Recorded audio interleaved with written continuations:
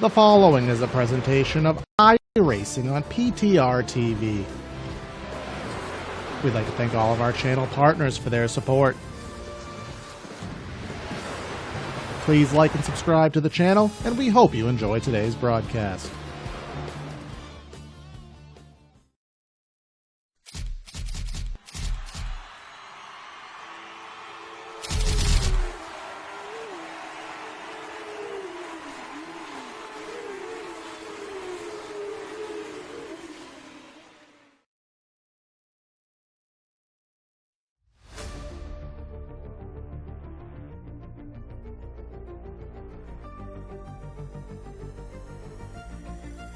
But like less than two days ago, like within the last 2 days, I remember seeing posts. Our Season 7 started on March 6th at the Daytona International Speedway, and we've been racing for the past 6 months to get to this point to decide a championship. After last week's race at Auto Club, we now have the Final Four for the final race of the 2025 Area Florida Estate Builders Pro Series. Who will hoist the crown and be the champion? Well, let's find out in 130 laps here today. Welcome everybody to PTR TV. Today's coverage of the Area Pro Series, the championship finale. We'll be doing 130 laps around America's home of racing, the mile-and-a-half in Concord, North Carolina. Going to be myself, Corey Silva, in the booth and pushing the buttons. Of course, I got Hunter Sleppy to help me out with the calls. And Hunter, we have had 2 championship races here this season, and we have one more to tackle here today, and it'll be interesting to see who can get the trophy.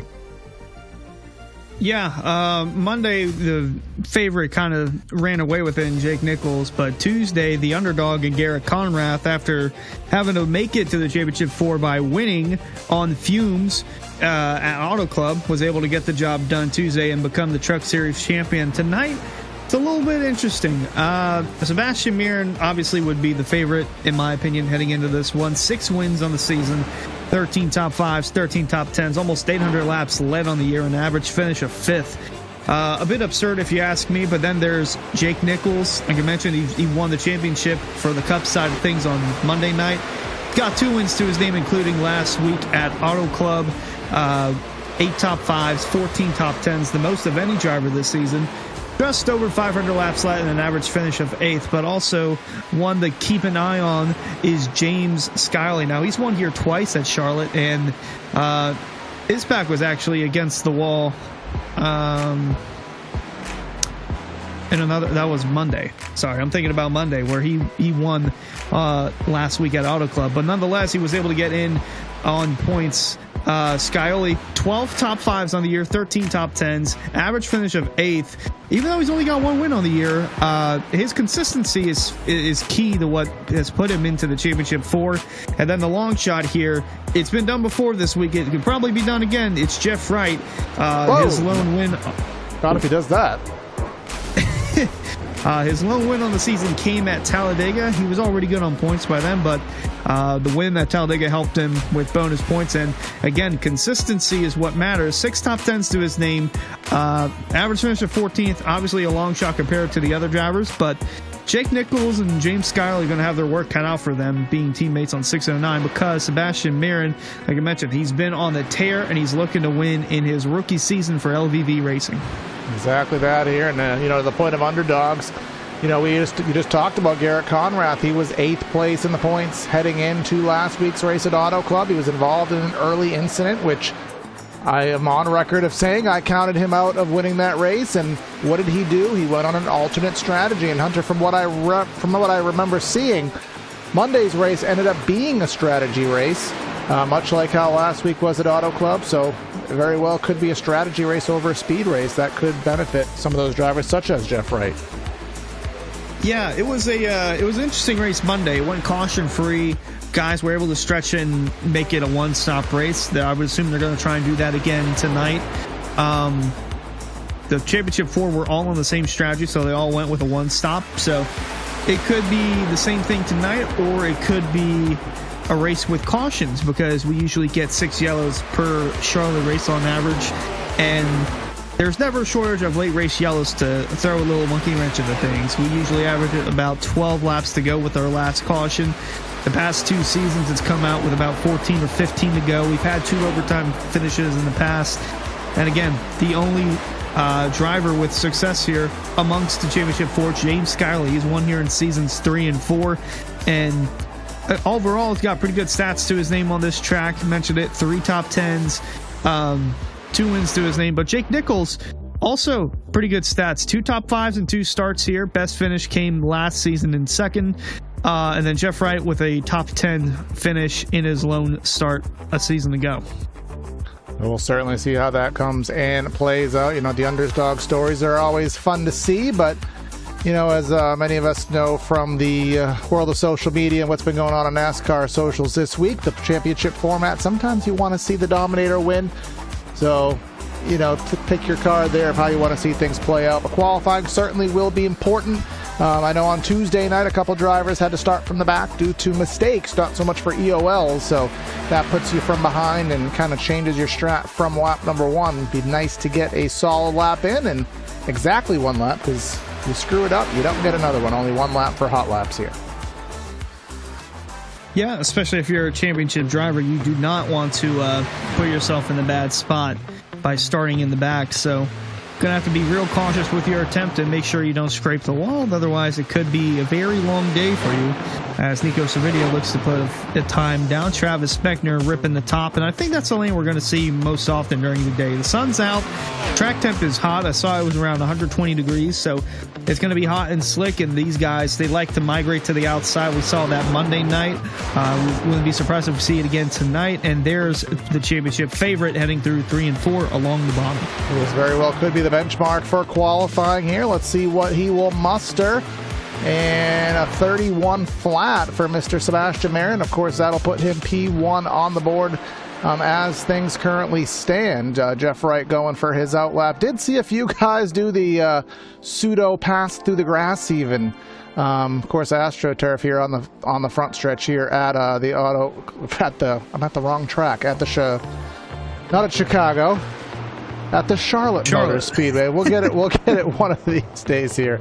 But we're watching Jeff Wright still on his outlap, Jake Nichols on his outlap, James Scioli on his outlap. So 3 of the 4 of those championship drivers, guess they want to see what the benchmark's going to be. Yeah, 31.053. It's nowhere close to the track record from seasons past. That was set back in season 1. Don't think we'll ever see a 30.2 run again. Alan Fox, 4th quickest time on the board. Servideo, I think he's coming through. Nah. See if it counts. Doesn't hurt to get practice laps in. Yep. Yeah. Let's see who else coming next. Looks like Van Drugman. He was in the mix at Auto Club. He was somebody who really was aggressive on the early side of the stint. Used the tires, kind of fell back, but definitely made his presence known. But I think now we have, let's see what he can muster very quickly, a 31.06. That is a pretty good lap. That puts him P2. But here is James Scioli. He is about to cross the stripe. Jake Nichols just went P3 with a 1-2-1, tying Venable. Scioli be a little bit further back than that. Yeah, just behind Jeff Wright as well. So as it stands, the championship 4 all going to start inside the top 10 at some point. But everyone looking to dethrone Sebastian Marin for the pole with less than 2 minutes to go in qualifying. You mentioned a Van Drugman second quick. Liam Sheen coming through for a Pro Series start. Very loose on the exit of 4. And then, not to mention, Philip Groner, last season's winner at this track, P3. Liam Sheen could be very easily. I think he will have an EOL.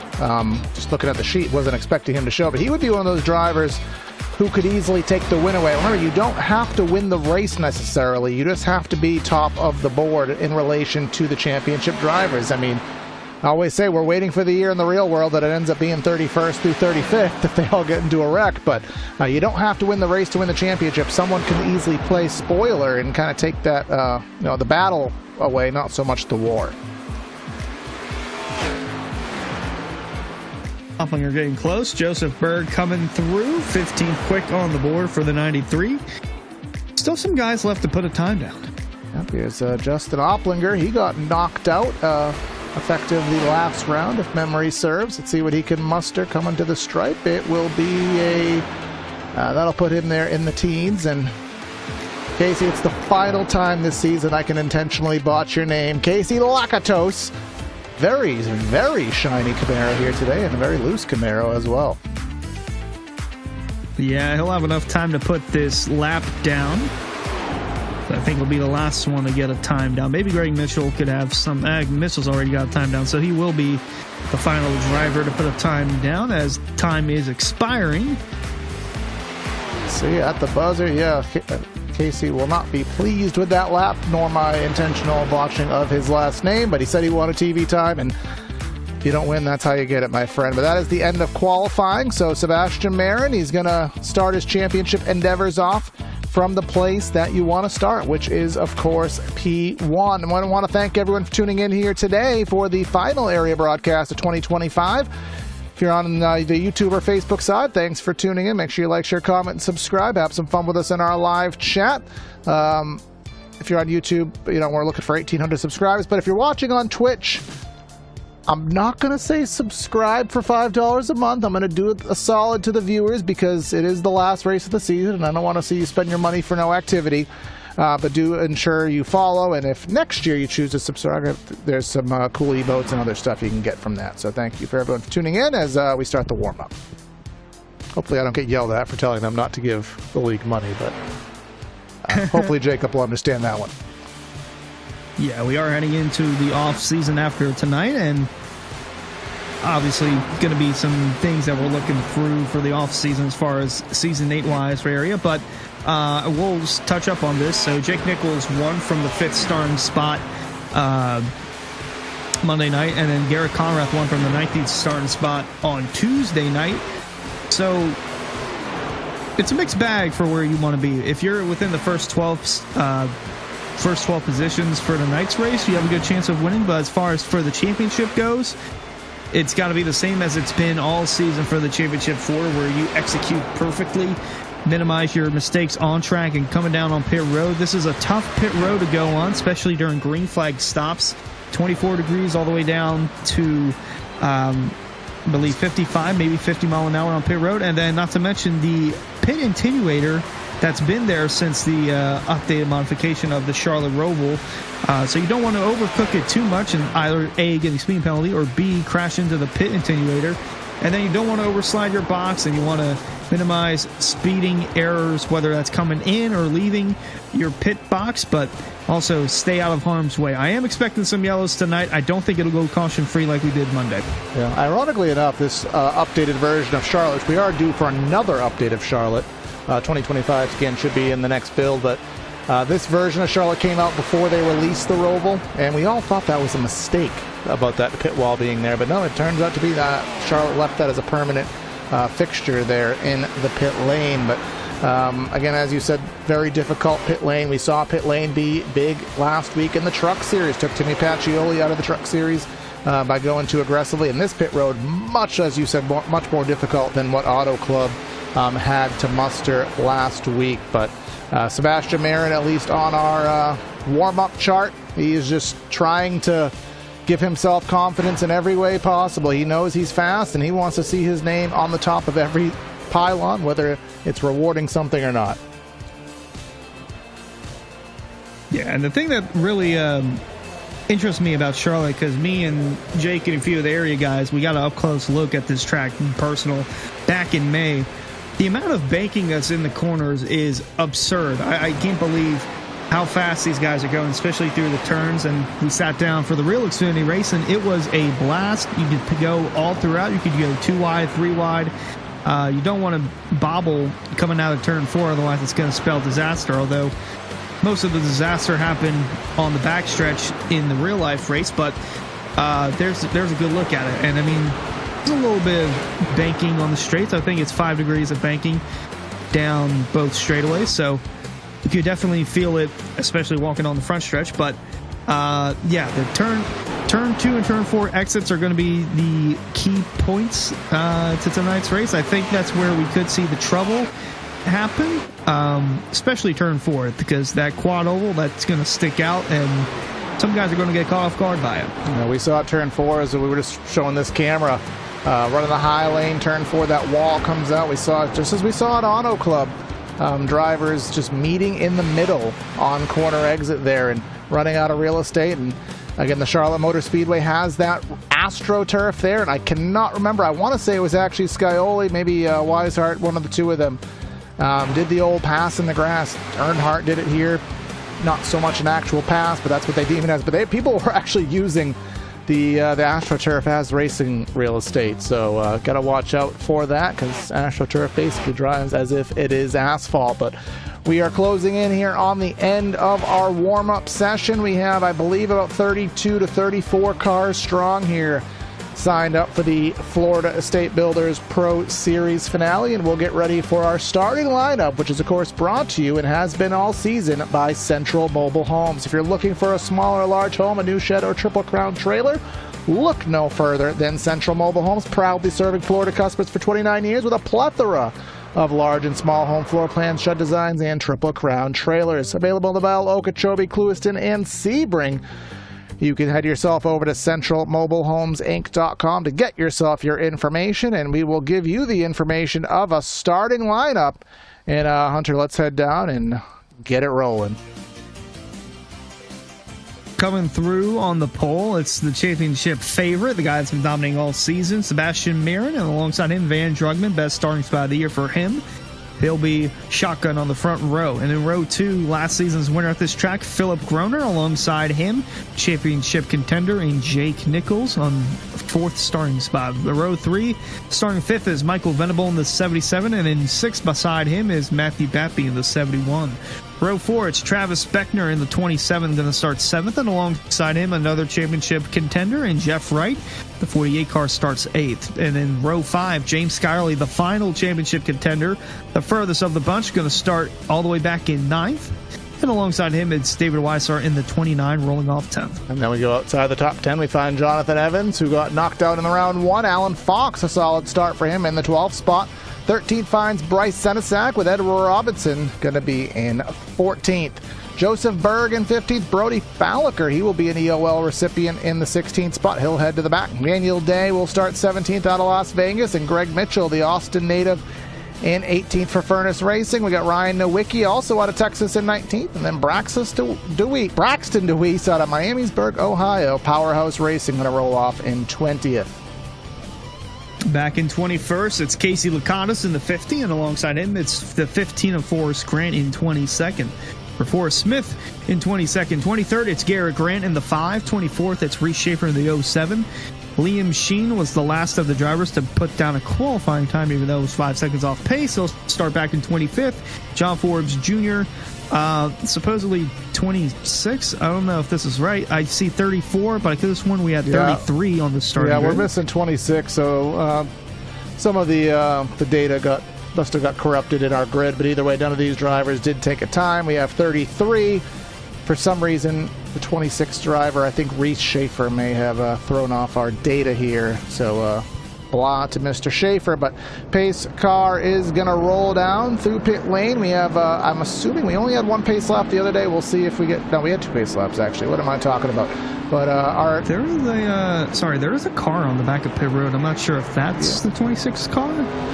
Yeah, there is. And that's what is, I don't know what car that is that's back there. Yeah, I'll try to see my data here. Someone is not moving at the end of pit lane. So we'll try to make out something with that. But either way, our race details here, 130 laps. We'll have 10 more laps than the Cup race the other day. We don't have backup trucks, nor do we have backup cars.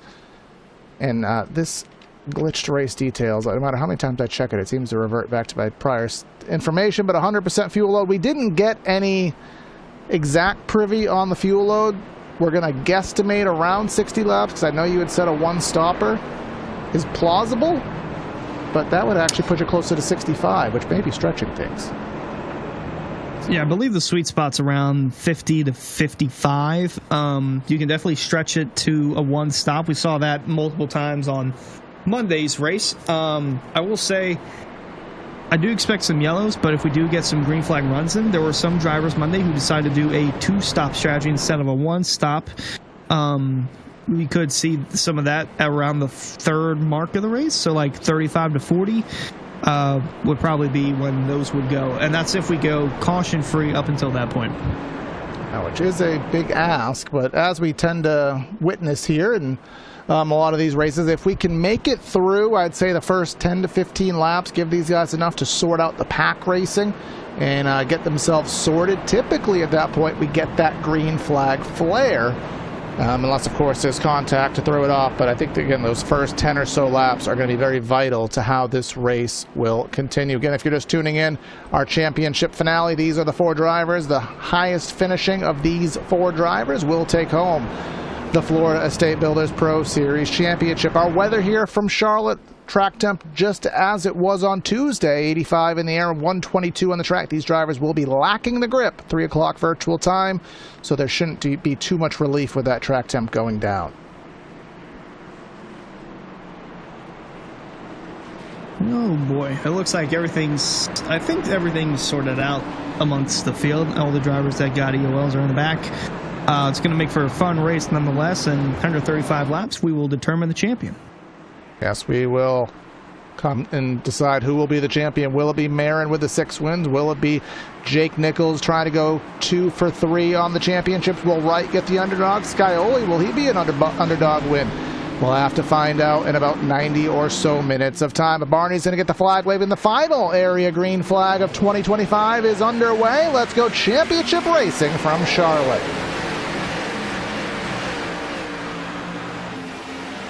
And side by side we go into corner number 1. Will the outside persevere? It will not, but Van Drugman, someone we know who is aggressive, someone who's not afraid to throw his hat in the ring, had some speed last week, and he's trying to squeeze to the outside of Sebastian Marin, who will shut the door as they will clear for that first and second position respectively, heading through 3 and 4 and concluding lap number 1.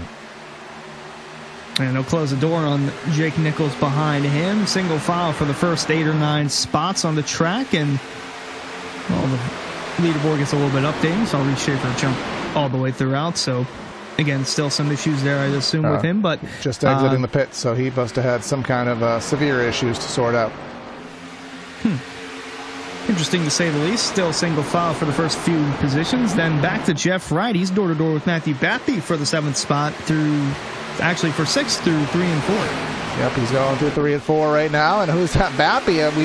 3 wide through the quad oval. That would not be a move I'd put on my bingo card. I know, because I've wrecked doing that before. Very narrow, very tight through that sector of the track, and luckily Bappy thought better of it. That opens the door for Scioli to go in the position that matches his car number, that 7th-place spot for the 7 automobile. David Weishart side by side, a little bit further back with Ed Robinson and now Fox to his rear. My goodness, where is my tongue here tonight? David Weishart showed speed on Tuesday night and really just wants to end the season on a positive note. He has had a really rough season, a former champion here in the area series. And some side-by-side, nearly 3 wide behind that. Yeah, and Weishart, he ran pretty good Monday night, too. He was on the two-stop strategy, but he was inside the top 5 for a good portion of the event. The finish didn't show the outcome that the Weishart machine brought to the track, but yeah, he's pretty good at this track. Again, he did scope out this place back in May, so maybe that has something to do with it, but wants to end the season on a high note, doing a good job at doing that for the time being, close to a top 10 spot. But behind him, a lot of side-by-side action. Greg Mitchell and Bryce Senesac door-to-door for the 14th spot, with Opplinger approaching on the eye-line. Yeah, Opplinger about a lap or 2 ago was pushing a 3-wide move. He has some fans watching him today and making some good moves here in that 55, trying to get himself up. Remember, he got bumped out of the playoffs as of last week, but not a spectacular season. In front of them, Beckner, oh my goodness, they almost wrecked. Oh, and they're going through the turf, and Casey sideways. Who's that going AstroTurf diving? That's Garrett Grant. Somehow we stay green on a multifaceted incident here. Yeah. A lot happened. I couldn't tell who Beckner got into, but it was a car in front of him, and a lot of checkup recording on the front stretch here, and Lacoste was still trying to save it going through turn 1. Yeah, let's quickly get a little spot here on Travis Beckner, and then we'll head back to live footage. Oh, he got a little bit of contact, a lot of bit of help, a lot of bit of help from Ed Robertson. And again, people knowing that the AstroTurf is there, weren't afraid to make some moves, and I think one of the drivers there, that may think about it in the 30 of Jeremy Miller, who's got Casey Licata super sideways. But again, all the drivers doing a fabulous job saving it. That will kind of spread out that pack. Actually, I'll take that back. They're still grouped up. This is all about 8th through 15th or so. Script writing is pretty good because Travis Beckner is behind the 64 of Ed Robertson, who got into him there through turn 4. So the answer for retaliation, if there was to be any, is separated by about 3 car lengths there. But yeah, that spread out the pack quite a bit, about 5 to 6 car lengths separating the 7 and the 71, or right around where that happened. Up front, it's still Sebastian Marin. Jake Nichols is 3rd, Jeff Wright 5th, and James Scully 7th. Again, settled in for the long run. See on the lap times, Drugman basically matching Marin. Marin having a 1/100th of a second edge, but look at Jake Nichols and even look at Philip Groner. Look at Jeff Wright. They were all in the 8s on the stopwatch last time by, comparative to Marin's 9. And that's interesting because he has the clean air, does the number 24, but, you know, very early in the run. Makes you wonder who has that long run pace, who may be playing for the long haul. Again, only, 4 sets of tires. So if a caution comes out, you can't necessarily just pit every time. A lot of decisions to be had. And look at the immediate fall off in one lap. Everybody in the 32s essentially lost about a 1/10 in one lap. Yeah, and I'm looking through, Marin ran a 31.2. Same with Van Drugman as their fastest lap of the race. Meanwhile, Nichols, Groner, Wright, Venable, and Scioli, they've all run 31.4s or 31.5. That's their best lap. And they're running about the same lap times now as the 24 to 45. So probably starting off a little conservative and then trying to ease into the run as it goes on. Interestingly enough, too, there, Hunter, and I know you had even said in qualifying, and what we saw on the Tuesday broadcast was the high line seemed to be where these drivers wanted to be, and now we're 11 laps in. The tires obviously wearing because as we're almost a second of fall off, but seems as though you want to be right on that blue line as it may be. Very few stragglers to that outside, not seeming to have that momentum, that grip, at least at this juncture in the race. Yeah, that's going to go as the race goes on, especially with the tires, and from what we can see, they're already wearing. Again, Marin and Drugman already over a second of fall off compared to their lap times. Meanwhile, just 7 to 8 car lengths between Nichols, Groner, Wright, Venable, and Scioli. So we'll see where that ebbs and flows, and Drugman he is staying right there in the clutches. Obviously the dirty air is not bothering that number 45 automobile too very much here. You can see right in the tire tracks and hovering right on that blue line. It looks as though Marin may be a skosh loose. I see that right rear a little bit more out there than the front of the automobile, which signals a loose car, but sometimes a loose situation is a little bit better, in my opinion, if you can handle it. But we'll go on board with our statistics here because I was already very surprised at seeing this. Look at how low our speed was going here. We're topping out at about 180 some odd miles an hour, and we're slowing down almost 40 miles an hour to make these corners. That is significant slowdown compared to other tracks. Yeah, it's going to get worse on the longer run. We're approaching nearly 15 laps on this stint. Meanwhile, back around the podium position, it's Nichols, Groner right in the top 5. He's got Venable closing in, and Scioli holding his own in the 7th spot. Bappy's rallied through in 8th. Jonathan Evans is sitting quietly in 9th, and then Ed Robertson still in the 10th spot. Yeah, that's a good run for Ed Robertson thus far. Obviously, he may have a target on him in the form of Travis Beckner, but Beckner dropping a little bit further back. Of course, our replays have been brought to you by Hendry County. Our flagger here for Hendry County, of course, being Travis Beckner, who is now about to be surpassed by another Hendry County sponsored automobile in the form of David Weishart. They will be back racing at Hendry County Motorsports Park September 20th. You can get your tickets for $20 for adults. Kids age 5 and under are free, and your family pack of 4, $25. Head to the southernmost track in dirt track in America. That is in Clewiston off US Highway 27, HendryRacing.com, and check the calendar for a potential family fun or demo derby, figure eight night, something of sorts. It'll be going on at the end of August from what we were also privy to. Yeah, HendryRacing.com for further updates on that. Meanwhile, Jeff Wright, in the meantime, is taking over fourth. He's really starting to get dialed in on his number 48 machine as we're on lap 16 of this run. Groner down to fifth after winning here back in season 6. He had a pretty good season last year. Looking through, he had 2 wins on the year, but has yet to reach victory lane this season. Matt Groner, a name that we followed here on PTR TV in years past, someone who I expected to be a front runner just based on what I saw last season with him in an upper echelon league. But obviously here in the area, the talent that we are festering here in this league is just amazing. And someone who is upper echelon is just having to fight and claw to get a top 10, which makes what Sebastian Merritt is doing even that much more impressive. Did see Jake Nichols in 3 and 4 on the last time round. He did venture to the upper groove for one corner and then took it right back to the bottom. Mike Venable may have been in the fence here, and that'll move the 7 automobile into the 6th spot, taking our playoff drivers one even closer there. Venable will go and take that, and the 7 will pass the 77. Put that on your Vegas slot machine. Yeah, marathon, not a sprint if you're the 7 Skyly. Again, you're about 1.5 seconds back from the leader.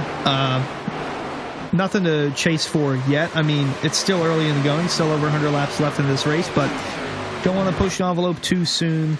The car will either come to you at some point, or you'll have to choose some strategy later on in the race to try and get around your competitors. Meanwhile, Garrett Grant in the 5, we saw him try to mow the AstroTurf. It's no use. By the way, very weird to feel rubber pellets in your shoe at a NASCAR track. He is on the outside of, I believe that's Alan Fox in the 90, trying to get around him. Yeah, I never would have pieced that together, but yeah, indeed the case there. Rather than getting the dirt there, because the drivers are using that, and they will slide through it and make that stuff come up. I know there's been a push to get it at more tracks, but gotta like that good old natural turf there. But either way, some good racing going on here in the pack. Really the only side-by-side racing to be had here 20 laps into the race, where, again, we'll have to start seeing how these drivers want to play the race. There goes Opplinger to the outside, or trying to get to the outside, which is interesting because that would show that the outside's starting to come in. You can see, I think, Batby at the super top of the shot running that outside lane, and look at that momentum. Actually, he may have got free and lost that momentum that he was ever so building. I've checked up a bit too, just from the 27 moving up on exit. Behind them, though, David Weishart and Daniel Day in the 61, door-to-door for the 14th position. And then Garrett Grant steered clear from Alan Fox and is now on the hunt for the 29 and or the 61. See what happens here is there goes Opplinger ripping the fence and showing that the other lines to be had. Let's go a little bit further up the field, see if some of those top 10 are using that line. Jeff Wright, he is kind of running a middle lane here, so just maybe venturing around just a little bit as we get halfway, 22 laps in, which could be halfway through a stint here. Because now, as we always talk about, Hunter, once we clear that point in the race where the packs have kind of disintegrated, now we're into more of a single file, a more green flag flare. This is where you convert your brain from, all right, I have my caution strategy, now I have to convert to that green flag strategy. And whenever we have fall-off tracks like this, where we're already off 2 seconds, the pit lap is vital. Do you pit early, get that undercut, get that huge advantage, and then try to suffer later? Or do you pit later and try to have the speed towards the end of the run to be the chaser? We're getting to that point where those decisions have to be made. So if I'm a Championship 4 driver, I'm not pitting until one of my other Championship 4 drivers pits. And then you want to pit alongside them, just so you don't go off cycle and then lose too much time from that, because that's the real battle you're going for. Again, you don't need to win the race if you are in the Championship 4, but if a driver like Sebastian Merritt is leading, then you kind of do need to win the race to win the championship. So there's already a car down pit road. Not sure who that is, but Jake Nichols is going to have a look on the outside as Casey Lakatos is on pit road. See, he has a foreign language on his car. That means we're allowed to butcher his name there. Always been a running gag with Casey to say his name wrong. All in good respect, all in good fun. He has the logo on his car. But here comes Jake Nichols. Again, playing the long ball card, trying to come through at the end of the run, and goes to the outside of Van Drugbin. And something I talk about at nauseum here, Hunter. You've probably already heard me talk about it. Whenever we get in these playoff races, and particularly the Final Four, you have a guy such as Van Drugbin, you had a guy such as Sebastian Marin on the Tuesday as a visitor. You want to win, you want to race, you want to have fun, you want to be competitive, but you also don't want to be that guy. And that puts Van Drugbin in the spot where maybe I should give a few more feet just to not have something happen.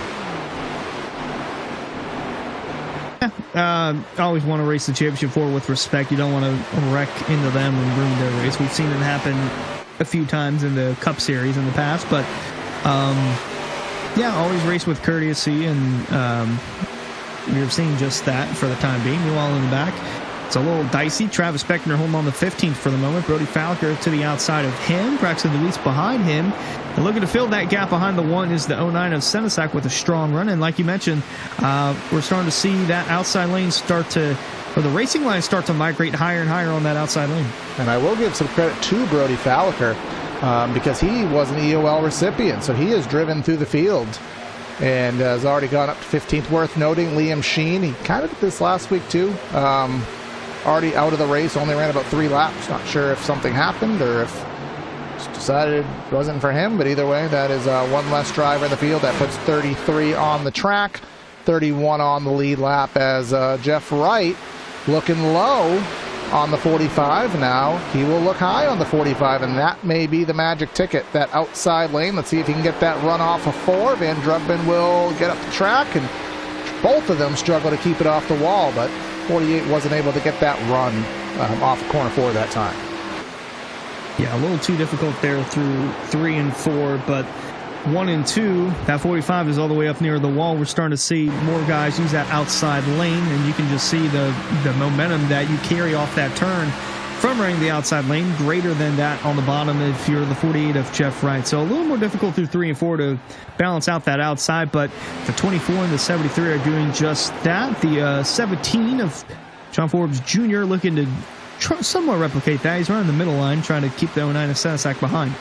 And then here comes Braxton Deweese and that number 13 using that outside lane. And again, all the racing here today has been in the mid-teens and seeing some good stuff. And Travis Beckner has fallen significantly behind Ed Robertson, who's having probably a season best run here in that number 77. You can see the big, huge Jumbotron. At one point was the biggest outdoor jumbo screen in North America until, of course, Texas had to outdo it here. Shouldn't be much of a surprise to anybody. I haven't seen that screen in person. My wife won't let me venture to take the trip here, but I've seen that it is pretty neat to see a humongous screen there on the back straightaway. As look at Sebastian Marin going to the top of the track here, lap number 30.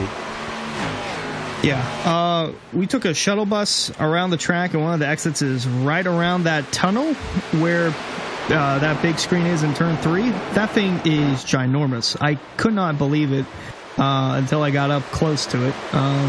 So it's like to see, as is this battle for the lead, presumably, and for the title. Jake Nichols has closed the gap. He's within 2 car lengths now of Sebastian Marin, lap 32 on this run. Nichols to the bottom, Marin on the outside.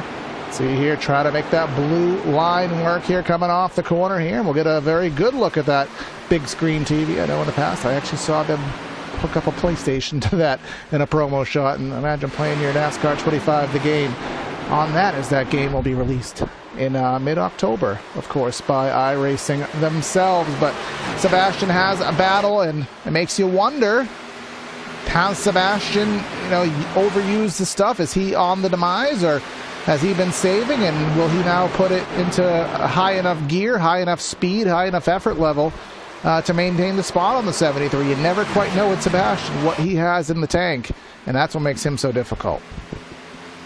Yeah, that last time by, only 2 1,000ths of a second separating the lap times of Sebastian Marin and Jake Nichols. They're both 2 seconds slower than their fastest lap of the run, and they're both running similar lines all throughout the track. So really cat and mouse game here. Jeff Wright is also close, 1.2 seconds back. James Skyler is starting to slip backwards a little bit. He's down to 8th and could be falling into the clutches of Jonathan Evans in a few moments. But then again, he's still close to that being Venable, trying to get alongside the 77 down the back. Yeah, so someone in his stature, I know you had said when you're a championship driver, you don't necessarily want to go off strat, because if caution does come out, you don't want to be on the a lap down and stuck and trapped essentially. But at some point, you kind of know that, all right, I don't have the speed. I'm not going to outrun these guys. I'm going to have to do something different. And it seems as though Scioli might not have that outright pace to be someone to go for the title on pure pace. So maybe he's the person that might have to get creative and maybe start the cycle off. Yeah, very well could be. We're approaching up on that window for guys. If they want to do a two-stop strategy, they can pit now and get within that window as the 71 looked loose there through 3 and 4. But in the back, Greg Mitchell holding on to 12th for the moment. He's loose coming on exit. Here comes the 55 of Opplinger with a strong run to the inside. Going up to the front of the pack first time all day. That number 23 has been challenged. Will the 73 get the run off the bottom? Into the fence. Into the safer barrier was the 24. Didn't seem to lose much time from it, but that kept the 73 side by side. 24 runs a tighter line. Try to pinch that 73 down. He will do so successfully. I don't think Nichols will be able to maintain side by side. He will not. Falls back in. First challenge held on to by the 24. Seemed like the 73 checked up a bit too much, thinking that the 24 was going to steer down into him, trying to get off the wall. But that's what happens when you run close to the wall. Obviously cautious there on the corner exit, but I think Charlotte's one of those tracks, and we haven't seen it too much this weekend, where if you get stuck in the wall, you have to veer. He's saving. Watch those RPMs there. Sorry to cut you off, Hunter. He was blipped down to 2,000 RPMs. That meant that 24 is in fuel save mode. Let's see if he does it in 1 and 2.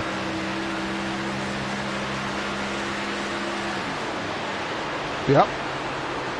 That means he's clutching it. He's not shutting the car off 100%, but he's in full clutch mode and has that thing saving fuel. So it makes you wonder, is he trying to do that one stop that you spoke of in the pre-race? Well, let's go with the guy behind him, see if the 73 of Nichols is trying to follow suit. Well, we have the technology. Let's see, we're capping out about 8,000 RPMs. 83. He's actually going harder, I would think. I think the RPMs went harder, and now he's going full bananas right now. So that is potentially why he is closed in on Marin. It's because Marin is in fuel save mode. We don't know how long Marin's been in fuel save mode, but we also, it's kind of scary to think that he could be in fuel save mode and still maintain the lead versus second place going full out. Yeah, Nichols right on the bumper of the 24. He knows that he's ready to pounce, and I think he's going to try and take it to the low line, although he chooses not to. He's just running the tire tracks of the 24, try to get him to slip up into the outside wall like he did just a few laps ago. I don't even think that was intentional. You know how racing has become these days. It is a game of mirror blocking. These cars don't have the digital rear view camera that the next gens do, but they do, in many cases, have a humongous virtual mirror that iRacing will provide you here in the virtual world, and that gives you the ability to kind of predict or guess or just take that lane away. And I think if Nichols can get to the outside and Marin runs the bottom, that may be what he needs to do. But Marin going to gravitate towards the top on the older tires, and 73 is going to use whatever tire he has left to try to bite on that line, and you can see him get a little sideways, and that is just enough to force him to pull back in line. Yeah, it seems like a large portion of the field, they are on this one-stop strategy. There's only a few guys that have come down pit road as the 73 is loose on corner exit. Chesney and Sogak pitted about 7 laps ago, so trying something different within the 609 camp. So going to give some feedback to Nichols and Scioli if two-stopping is the way to go. But yeah, I guess it's just a matter of time until one of these guys come down pit road to make their pit stop. And this has to be, Hunter, some of the biggest fall off I think we have seen I'm going to go as far to say on the Oval iRacing service, we're down 2.2 seconds. And, just imagine every time that a guy goes by on fresh tires, he's gaining 2 seconds. In 4 laps, he's essentially gained 10 seconds. In 6 laps, he's half a lap ahead of you. It's a drastic amount of time. So if somebody, even as far back to say, I would go back to Garrett Grant. If Garrett Grant pits in 3 laps, he's going to be the leader once everything cycles back out. You really have to be super observant of what everyone's doing, especially if you're in that top 4. Here comes Venable. Here's Venable, the first one. He was P5, so this is clutch. Oh, that's Jake Nichols. Nichols. Sebastian Marin has absolutely no choice. He needs uppercase to pit this lap and not to butcher it. We talked about how difficult the pit entry is here. We know how aggressive Marin is. You got to do it, and you got to do it well. Represent Queensville Race out in Brooklyn. Well, he's not going to pit. He's not going to go all the way from top to bottom and pit here. So he seems committed to, especially since he was saving fuel earlier, seems committed to that one-stop strategy. So we'll see if that's the case for the 24, if he'll be able to do just that. And again, this is all pending if the race goes caution-free like it did Monday night. 73 comes back out on track. This is a metric that we always tend to follow here on PTR TV, and that pit lane time. That's from cone to cone, pit entry cone to pit exit cone, including your pit stop, 37 seconds. You do have to run that out lane, which probably takes it, I'd say, to 42 to 43 seconds of pit time to complete your full cycle. That's just over 1 lap. Jake Nichols now 1 lap down. He's not the first car a lap down, so that's important. If a caution was to come out, he'd have to take a wave around, which is very not advantageous. Garrett Grant in the pits right now. But let's see, he isn't, let's just say, effectively coming off turn 2. You can see him right in the shot there. The length of the back straightaway is what separates the 73 from the lead lap. And is Marin coming this time? No, he's just running slow on the bottom. Nah, I mean, if you're Marin, you're already this committed to making it a one-stop. You already know you're going to lose time if you come in now. Might as well just stay committed and hope that yellow comes out and it fits your motive for the rest of the race. As Robertson's down, DeWeese is down, Senesac is in as well. Garrett Grant's coming out of pit road. Again, shocking that not the 7 of Skyler has come down pit road. Again, teammates with Jake Nichols, but I guess all bets are off if you're chasing a title, so everyone's got their own best interests. As Van Drugman has come down the pit road.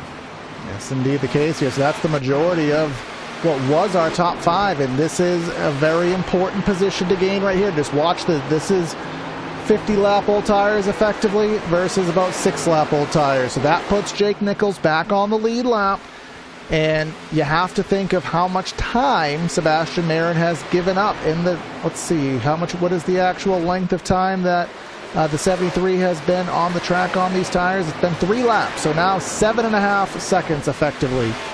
He is going to be up on Sebastian Marin. Now let's make it 10 seconds because another lap has gone by. That's all time Marin is going to have to give up, going to have to gain back on his strategy. These are very difficult to follow, but fun to watch. And another championship 4. Here comes Jeff Wright. I'd say at an awkward time for him, right around that lap 50 mark. Actually don't mind that. Pit around lap 50, stretch it to lap 100, depending on if it goes green. Still have 30 laps with new tires to maximize your efforts and getting your job done on the best position you can get, not only for the race, but for the championship itself. Looking through at the last lap times, I came through a 33.7 from Sebastian Marin compared to a 31.4 from Jake Nichols. So he is over 2 seconds a lap quicker than the 24, and Marin has yet to make the pit stop, as is the 7 of Scioli, and they are close to their window to be able to do that. I think they're both on the one-stop strategy. The 24 is going to continue. The 7 is going to continue as well. And I just want to point out, and we'll show you on our onboard graphic, we were pointing out the corner speeds a little bit ago, and we're down about a mid-140s. We are down low mid-130s for corner speed at a 1.5 mile intermediate. That is just... That's mid-1990s speeds there that we're seeing here with how slick and slow this surface has become. But to a point we made earlier in the broadcast, Hunter, about, you know, if you're a Championship 4, you're racing your Final 4, you're not necessarily racing for the win. Do you consider this to be a little bit high risk for Marin to go against the strategy when you know I'm right on pace, if not faster than the 73? He's my competition. Should, as you said, just do what he's doing and try to battle him out, you know, on the same level. I would say it's a risk, but then again, I'm not the one driving the car. I'm not Sebastian Marin. I don't know a lick about iRacing, so he knows something that I don't, and it's clear as day. That's why he's been as fast as he's been all season long, not just in the area, but on the sim as a whole. So we'll see in the end if it works out for him. He knows a thing or two, so I'm not going to go against his judgment. I'm just putting my 2 cents into the wind. He's got a 9,000 iRating, and I'll just put myself in the mix as well. I've been on iRacing since 2008. Back in the day, I could hold my own. I relate my driving experience to kind of how DW was at the end of his commentary stint, where he knew what it was like to drive a car back then, but not so much like now. That's why Jeff Gordon and him didn't get along in the booth for so long, because of his new versus old data. So I know what I'm talking about. I race every now and then, but I'm not as up to date on the elite strategies that these guys have to do in 2025. So again, Marin, 9,000 iRating. He's battling guys. He's on the verge of being in the Coca-Cola iRacing Series, I have to imagine. So he knows something. I know there's money on the line. So he's doing something, but it's making an interesting broadcast. But it has put second place to James Scioli here. We'll switch our ticker over, and this will show you where we stand on pit laps right now. 54 laps for the top 11. Forgot Logan Clampett was racing here today, speaking of Coca-Cola iRacing Series drivers. But Jake Nichols up to 12th, and he's 17 seconds behind. That is half a lap behind. He's on the verge of probably driving up to the top 10 within 10 seconds of the leader before the pit stops are going to happen. I think that was Logan Clampett. He just passed on the track. Indeed. Clampett is, again, he's on that strategy of staying out. But that's where, you know, the strategy is going to be very difficult, is if you can't stay ahead of those guys who pitted, you're in a very difficult spot because you've lost any advantage you've gained. You have to stay a plausible amount ahead of those drivers if you're going to do that late pit strategy. And just look at what Marin has given up here. He just seems like he's stuck in third gear in relation to everybody else. He is hoping that a yellow comes out, because then that would shift the focus to pitting for everyone compared to where the 73 is. Nichols would have no choice but to come in and pit, despite him being on 12-lap old tires, because new tires are better than any sort of tire regardless at this juncture. So that's what the 24 and the 7 are hoping for, is that they don't lose too much time to the 73, and that can only happen with the yellow. Yeah, down to 1.6 seconds as Nichols' tires do start to decay as this race is getting spicy. And if you're looking for things to get spicy, head over to rickshotsauce.com for some of the best hot sauces made in South Florida. Lokahatchee Classic, Golden Garlic, Palm Beach Pineapple, South Beach Heat. Congratulations to, was it John Wall, for winning the $100 Rick's Hot Sauce Rookie of the Year award for the Cup Series on Mondays. And again, you can check them out at rickshotsauce.com. John Forbes enters the pits. Is that what I said? John Hall, the Rookie of the Year. And you said John Wall, the basketball player. All right, I was close. NBA's right around the corner. I watched an NBA documentary today, so it's stuck in my head here. But John Hall, not a Washington Wizards question mark? I don't know. Someone will correct me, if not you. But closing in on... I think he's out of the league now. Yeah, hasn't had the best of stint. But that's a podcast topic, of which this is not, which segues me into a podcast. Gotta love how that works. Two blue-collar guys, Nick and Alex. They talk about NASCAR and more. Episode 228 has Jacob Bell. That is the High Banks podcast. If you're looking for something to listen to, perhaps there'll be another episode that asks Jacob Bell about the future of the area iRacing series, which is still we're still waiting on information. Jab, jab, hint, hint. But yes, check out the High Banks podcast on Spotify. You can see the lap times. Even Sebastian Marin's into the 34-second bracket. Well, just under that now, but still, Nichols is a second and a half quicker than the 24. And there's a good look at. Well, it was the I'll start battle finish between to. Oh, sorry. But I just wanted to focus on the fact very quickly that down to 10 seconds. So enter in the middle of 3 and 4, just off of 2, so just under 10 seconds between those two. And Casey Lakatos running the chicane there on the road course, evidently. Not sure what's happened to the 50, but very close to comfort there. Oh, hello. Yeah, that's no bueno here. And then a little bit further, stuff goes astray here into turn 3. He's on pit road as we speak. Yeah, he was on the struggle bus there, Casey Lakatos, but unfortunate for him, his season not going the way he would have liked. Did have a solid run at Dover, if memory is not mistaken, but either way. We are now at that point. Again, 65 is the magic lap. We are at 61. Jake Nichols, sub 10 seconds, 8.5. There is a chance he's probably going to be within 2 seconds of Marin by lap 65. And here comes Brody Falliker into the pits. James Scioli is within 1.5 seconds of Sebastian Marin, so he is doing a good job of maintaining pace. Now, does that mean he's not saving as well? We don't quite know.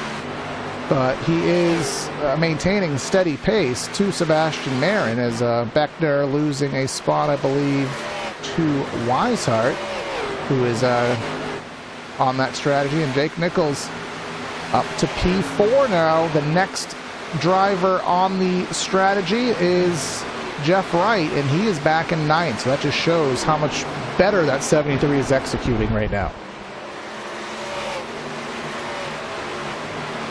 Oh boy, indeed, we're quickly approaching halfway. I'm shocked that we haven't had a yellow up to this point because we've never gone caution-free for a race here from Charlotte.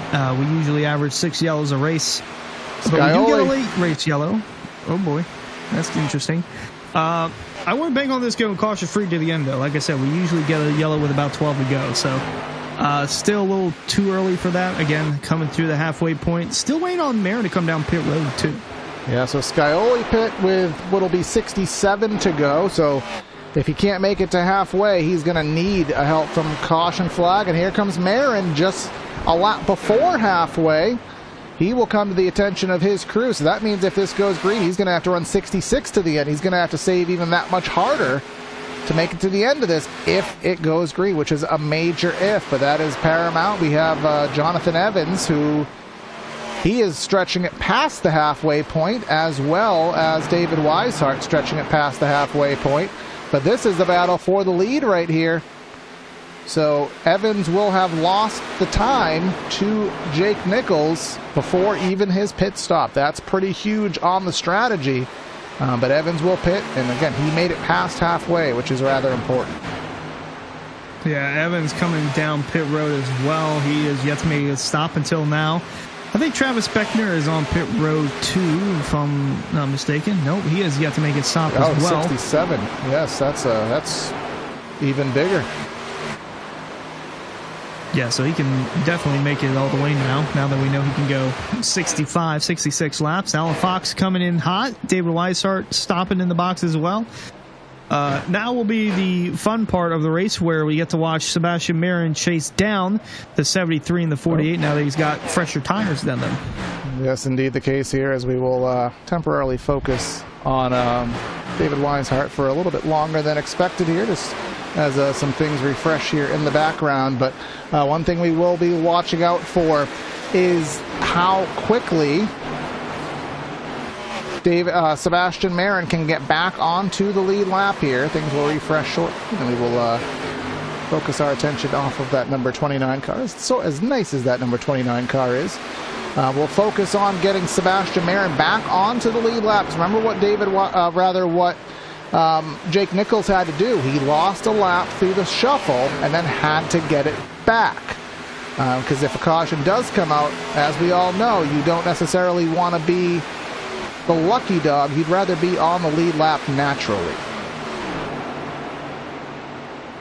Otherwise, you're back of the line and back of all the lap cars, and you can't pit at the same time, and it ends up just being rather non-advantageous. Yeah, less than ideal. So we will see if he's back on the lead the lap strategy already. works out.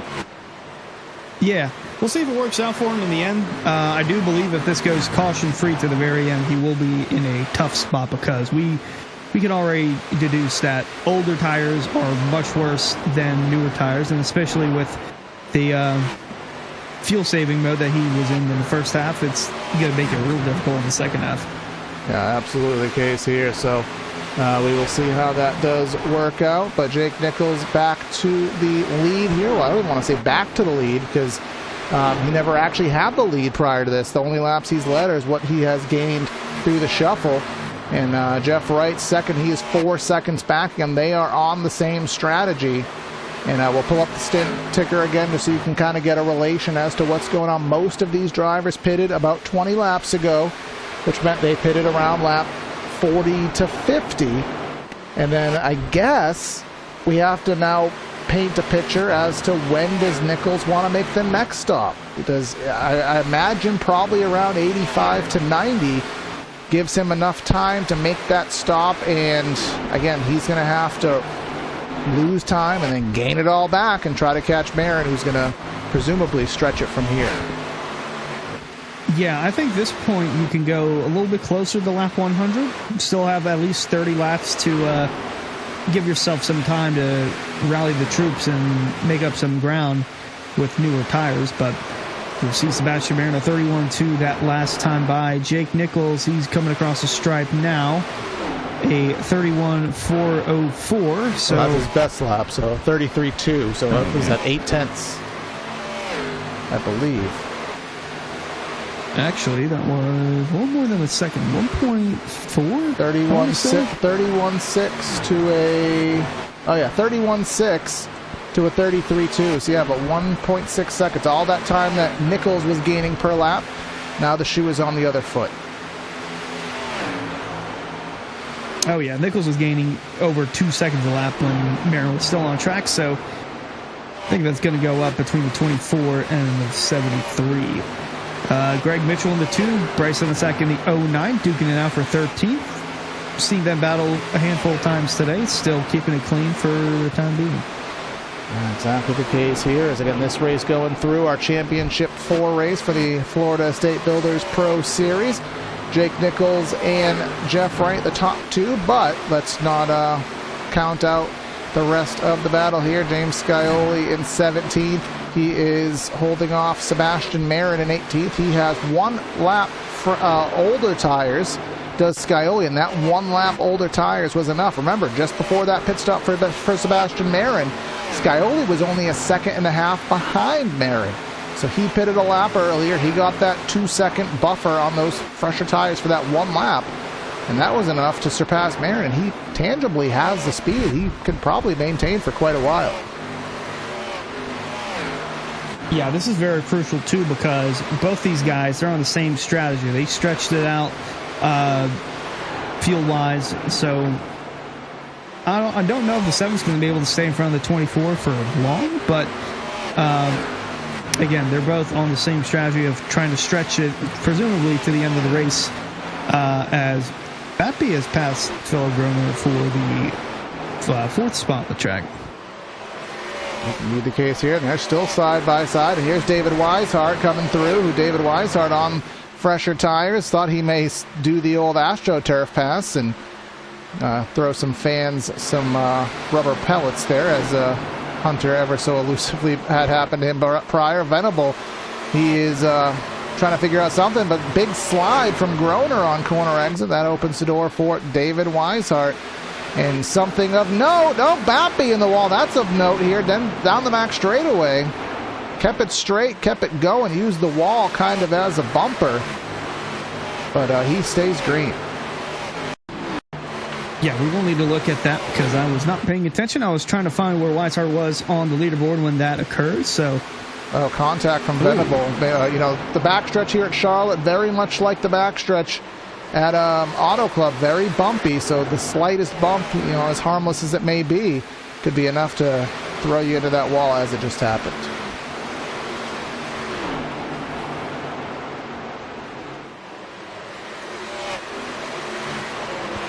Another good racing through the field here, and just trying to find some battles, find some excitement. We got Ben Pierce. Ben Pierce He made a charge at Auto Club in the Truck Series last week, tried to win himself the race or come in the top 5 there, but just didn't have the fuel to go the additional lap, gave up a second place.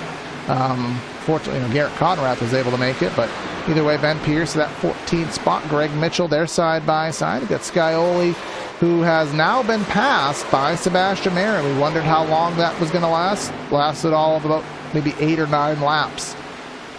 But another point of note, Jeff Wright slowly eating into the lead that Nichols has amounted. It was closer to 4 seconds. Now it's down to 2.5. And a point worth noting, Jeff Wright does have 5 lap fresher tires than Jake Nichols, which is objectively about 0.2 a lap. Yeah, he has been running about a tenth or two quicker a lap the last handful of laps from what I've seen. Also noticing that Marin is only 9/10 quicker than Nichols per lap, so I thought the gap would go down in a hurry between the 24 and the 73. It's not gone down as quick as the 73 when he was on newer tires, chasing down the 24 by over 2 seconds a lap. And that's, this is where the crew chief hat comes in. I know we had one of these races at Auto Club. I know you had joined the truck race thinking it was going to be crazy racing, and it was, but crazy racing more from the strategy side. And that's what we're seeing here at Charlotte here in our championship finale.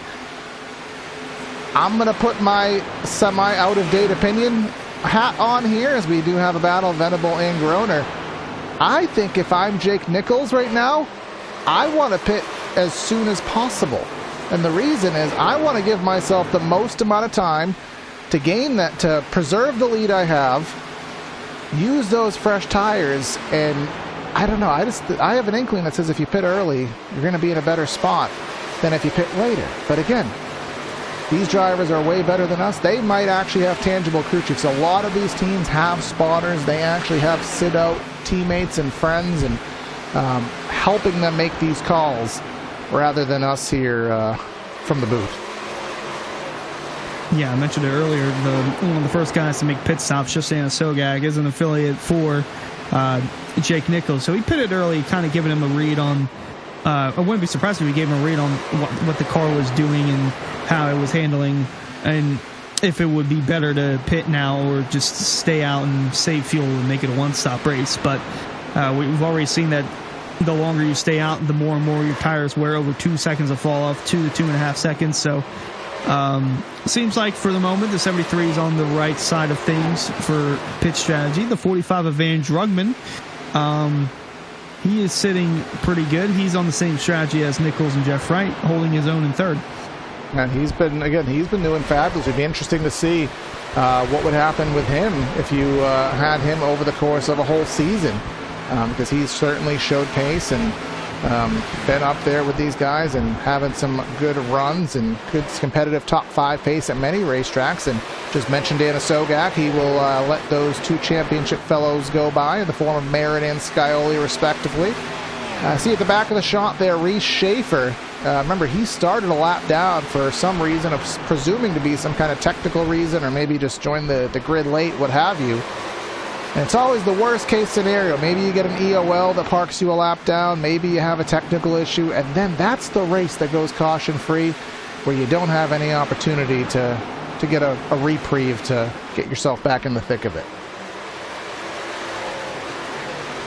That seems to be the case for a good portion of the guys. It's just the glass slipper doesn't fit on the day that ends in wide for you. So there's DeWeese going around the 5 of Garrett Grant. That is for position inside the top 10. 8th for DeWeese, 9th for Garrett Grant. And behind them, Ed Robertson still holding his own in 10th. But behind them, you see the 2 of Marin and Scioli. They're actually close nose and tail with each other, 11th and 12th.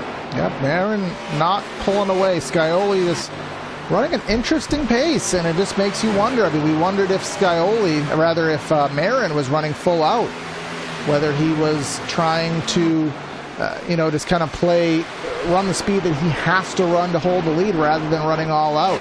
We knew he was saving before, and this would be a good time to see if he is. Actually, let's see if Scioli is. I don't think we checked his onboard telemetry, because if they were saving before, they're going to have to save now. It's the same distance, if not more, and indeed the case. Those RPMs going right down. that implies and shows that they are in max fuel save mode. And I'll just check with Marin. Actually, I think the tack should be an actual indication here. We get to see that on the left side of our display. Yep, there goes that tack all the way down. Trying to save that fuel. Probably doesn't go on until about maybe 40% into the corner. Meanwhile, a number of guys have come down pit road. Garrett Grant, Justin Opplinger, Daniel Day, Justin Sogax back down pit road. Greg Mitchell coming out of pit road. So guys presumably making their final stops of the race with around 40 laps to go. And I was looking through at the time, and it's starting to even out. The 33.5 last time from Jake Nichols compared to a 33.0, or actually a 33.2 from Sebastian Marin. So only a few tenths of a second quicker Marin is than the leader. Now, we got to put our other hat back on. I think I had calculated out that, it's about 38 seconds for our pit lane time from cone to cone. If you account for the pit in and the pit out, I would estimate, using the access roads, slowing down and so on and so forth. You probably need about 42, 43 seconds to fully make a pit stop. So that being said, I think right now, if Nichols is to pit, he would be about, 25, 28 seconds behind Marin. That's about a whole lap.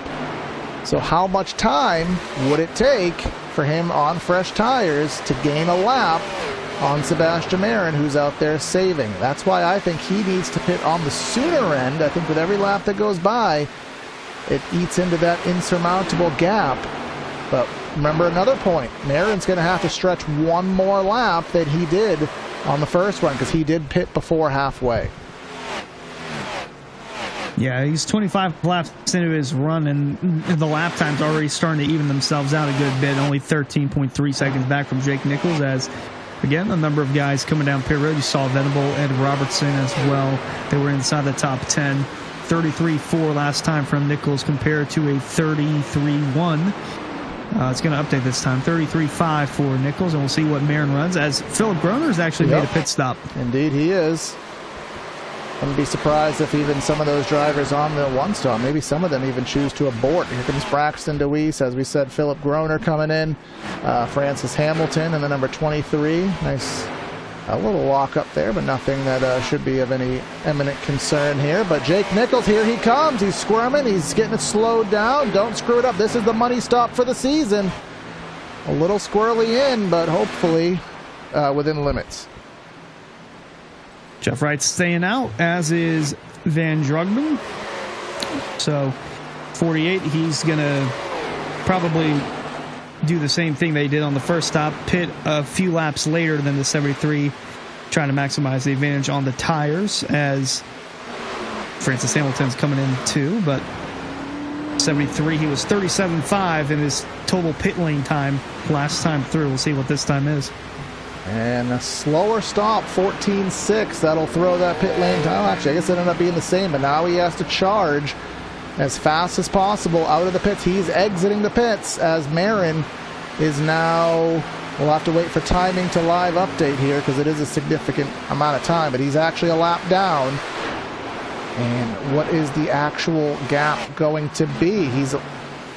I guess we'll relate him at start-finish line. This will be the easiest way to dictate things, because remember, we do have to wait for Jeff Wright as well, so that the cycle fully completes. But coming off turn 4, Jake Nichols at the stripe now. Marin is off turn 4, so he is just under a lap behind Sebastian Marin, but he is a lap down in relation to the leader, although he is the lucky dog recipient as of now. A lot of numbers, a lot of math, folks. I know it's confusing. It's confusing for you at home. It's confusing for us trying to figure it out here from up top. We're enjoying this.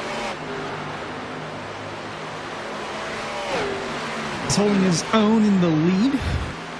Marin still 10 seconds back, and Skyley again right on his bumper. Well, Scioli here is coming right through, and these guys are much more competitively paced than we would have thought, because I would have thought that once Scioli got past, he would have drove off, but remember, he has a slight bit more fuel. It's not much, but he knows he just has to straight duplicate what he did the first time around. We don't know how much fuel Marin left in the tank, because he did pit at 64 coming to 65. We don't know how much he left in the cell. So he may have had another lap in, but I feel like if he had an extra lap in, he probably would have used it. So here comes Jeff Wright. Here's Van Drugman as the lone driver on this strategy to come in. Actually, Matthew Batby, he is 52 laps in, so he would be the only other person on this two-stop strategy to come down. And then we will cycle through, and we will have to just watch the intervals and watch who's going to win this race, and more importantly, which one of those yellow stripe drivers is going to win our 2025 area Florida State Builders Pro Series Championship.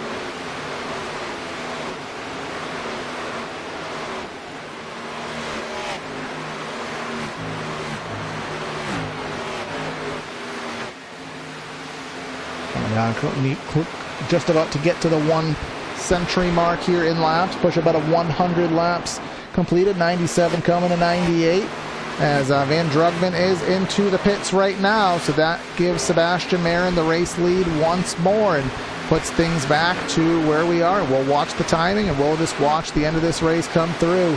30 laps to go or so in the championship. If you're looking to get your final chance to get 2025 Area iRacing swag, you can head to shop.areairacing.com for high quality merch at low prices.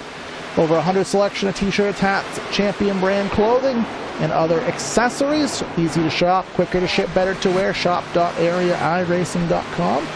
Get yourself some cool merch. I think the only other partner we haven't talked about is Elite Entertainment from Boiling Spring, South Carolina. High quality band production, Singo and karaoke and more. You can check them out at the link tree in the description. All the partners who have helped this 2025 season along, and Sebastian Marin kissing the safer barrier there off turn number 2. Yeah, he's in a real tough spot because not only is he leading the race, he's leading the championship standings as well. That card to his inside, Scioli, second in the race and second in the championship standings, and they're both on the same strategy. They're going to have to maneuver their way through the faster cars, or should I say the faster cars on fresher tires. They're going to have to maneuver their way through these two. Not to mention, Jake Nichols is closing in a hurry, waiting for the lap time to update from the 73, but a 33.3 for both Marin and Scioli that last time through compared to a 31.6 from Jake Nichols. He's got it. I'm calling it. I'm calling it now. I mean, my calls haven't always been accurate. Hashtag Garrett Conrath here, but to be almost 2 seconds a lap faster, about 1.7, 1.8. Yes, that will change over time, and it will even out, but it won't even out fully until probably about lap 125. But you have the fuel element, which is the more important part. Marin, again, he has to stretch it even further than he did the first time, which was already a massive stretch. And Nichols can just go full bore. Now he's sub 9 seconds. He does have competition in front of him, but to my logic, we've already used this race. Most of these drivers are just going to let him go because they don't want to be influences in the final result, even though they indirectly will. But if you're a 73 fan and that's where you put your DraftKings money here today, you're looking good, but it only takes one mistake, one yellow flag to throw this race on its head. Yeah, that's the one thing that Jake does not need to happen, because then he'll be forced to pit as well as the 24 and the 7, and then they'll get bailed out with that yellow. They won't have to worry about fuel saving anymore. They can just go flat out with new tires. And that put guys like Evans, Falker, Joseph Berg, they would cycle up inside the top 5 and have good position on the restart to possibly end their season on a high note. So a little further back, Logan Clampett and Garrett Grant duking it out, with Garrett Grant getting the better of Logan Clampett. And just a little further, actually, right in front of them, the 27 of Beckner closing in for the 14th spot. Beckner has been rather quiet today here in today's race, as Nichols, with no effort whatsoever, drives by Batby. That's for the 6th spot here. And I keep looking at my timer here because my timer, every time they get to within about a 1/10 of a second or so, it lets me know, look at this, in the old words of Jeff Gordon here, lets me know that something's about to happen. And Scioli running the bottom of the track, and this is just very, very basic geometry, Hunter. If you run the bottom of the track, you run a smaller distance if you run a smaller distance, you use less fuel. So every time Marin goes up the track, it may be very minuscule. It might be 0.01. But when you're already at a deficit, 0.01 doesn't make anything any better. Yeah. Only 5 seconds now separating the 24 and the 7 from P4. 71 as, Nichols goes around the 1 for 4th. The 73 now eating in even more to the gap between himself and Marin and Scioli, and won't be long until he finds himself around the 26 of Jonathan Evans again. I feel like I've seen this pass happen a handful of times today, but once more through 3 and 4, Evans on the outside, Nichols on the inside, and no contest whatsoever. Just watch that battle, that graphic there. Of course, it'll update 4.5 seconds to the next position. Any wonder what the next position is? It's the race lead. So just watch. Here, now in the corner, this is where the time is. It started at 4.4 seconds entering the corner, and it'll kind of ebb and flow, but he gains 0.2 in that corner. Let's see what he does through 3 and 4 here.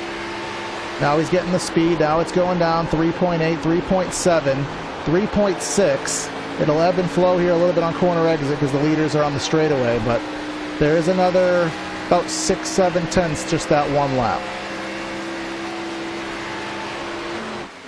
Doing a masterful job. It's the 73, 3.5 seconds now in closing. Between himself and the championship, with Marin and Scioli holding foot in first and second. And then the other championship contender, Jeff Wright, going to hold his own in 10th for the time being. And it will be interesting to see who gets second amongst the championship 4, because it seems like Nichols, pending a yellow, has us locked up. But Marin and Scioli, preserving fuel, they're not going to pit for the rest of the way. It's all if Jeff Wright can close the gap and get to those 2. He does have 4-lap fresher tires. Now, the caveat for him is he has 4 seconds or so separating him from Nichols to himself amongst some drivers who shouldn't give him too much of a hassle here, but he is running that top with glory here, and he is going to be one of the ones who wants that caution, because I think he does have the pace. He started, where did he start? 8th. But he's been running top 5 on pace since the opening stint. He certainly can do it. But then you have Nichols up front. You have Nichols now 2 seconds. I mean, he's going to be there in 2 laps, 3 laps. He's going to probably be in the lead. We'll see how much of a fight these guys can put on. But this is going to go back 15 years. Put in chat if you know what race I'm talking about. It was 2009 at Michigan Speedway, COT. Jimmy Johnson and Greg Biffle, they're running just like this, 1-2. They ran each other out of fuel. 3rd place wins the race. That's what Scioli is doing to Marin here. He's probably running Marin out of fuel here, making him run harder than he wants to, but it's ultimately not going to matter because, hi, look who's joined the battle. Also, Nichols not as old as Mark Martin when that took place, so... Not 52 years old, yes. No, as far as racecraft, though, it's pretty on par. He won last season's title, looking to go back-to-back, and it's right there, just 1 second away from possibly going back-to-back. No, I don't want to get too far into my dramatic championship call here, because it will have a Madden curse effect here, as Brody Falliker, he is going to come to the pits, obviously knowing that he can't make it to the end. Actually, worth noting that as the battle for the lead is going to spice up here. The old Madden curse, if you're on the curse of the Madden football game, you lose the championship. My old pal Brad, he does the thumbnails. He put Jake Nichols as the thumbnail driver for today's broadcast. Is that a positive or a negative? It's looking like a positive as of now. 20 laps to go. 3-car battle for our championship. 2 are on old tires and limited fuel. 1 has the best of both worlds. But those drivers are going to make this track as wide as possible. Maybe even work as pseudo teammates here to try to preserve it as long as possible. Yeah, as Nichols on the outside of his teammate Scioli for second. He'll jump to the inside, passing the 24 of Marin. At least not yet. He got a little too close to that apron, but he'll have a good run down the front stretch, and he'll be door-to-door at the line, coming to 18 to go. That time it's Marin. Next time it'll be Nichols, because in the 1, Jake Nichols is the new race leader. And this is your battle for the lead. This is your battle for the championship, and the hardest part of this for Sebastian Marin, there's literally nothing you can do. All the wins, all the skill, all the aggressive driving, the everything he has worked for, no amount of talent could overcome 20 some odd laps of tires. And now if a caution comes out, sure, Jake Nichols doesn't want to see it, emulate Bubba Wallace here in the most recent Cup Series race. Has the race basically under wraps if it finishes green. If a caution comes out, you can still win it, but you don't want to have that restart. You don't want to have Sebastian Marin, on an even playing field. Even though you can do it, you'd rather this just play out. But at least at this point, if you're a Jake Nichols fan, if a caution comes out, it's not a bad thing. No, because what's the 24 and the 7 going to do? They're going to stay out again? No, they're going to come in and pit and be on even level playing field. Yeah, it would just be a battle of hanging on versus, that goes to another point of contention that some drivers will have with this championship format. And again, Area's only doing it because it's what the real world emulates. Do you want the season championship dictated on a green-white checker?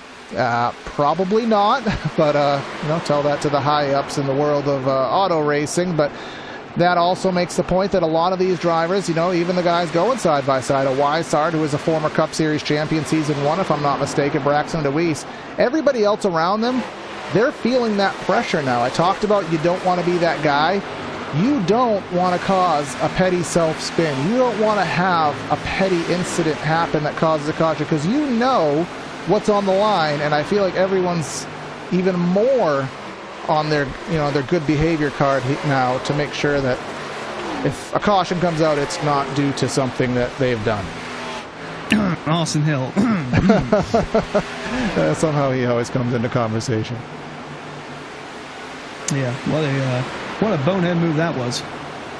Yeah, absolutely. And perhaps the High Bags podcast has given 2 plugs in one race. Maybe they have a statement for that. But if a caution comes out, maybe it would be here on the racetrack. Travis Beckner, Ed Robertson, who was a top 10 driver for a vast majority of this race, but maybe the strategy, he is on the mid-level strategy here, so he should be able to work through these guys. He's stuck because they're running side by side in front of him. And this is all for the 15th spot, but Scioli still in the clutches, or rather trying to get into the clutches of Sebastian Marin to try to get that spot. Jeff Wright has driven up to 5th, and it looks as though we're going to have a championship 1 through 4, and it looks as though Jeff Wright should maybe be able to get himself up to P2 here. Only has about 1.1 seconds to get there.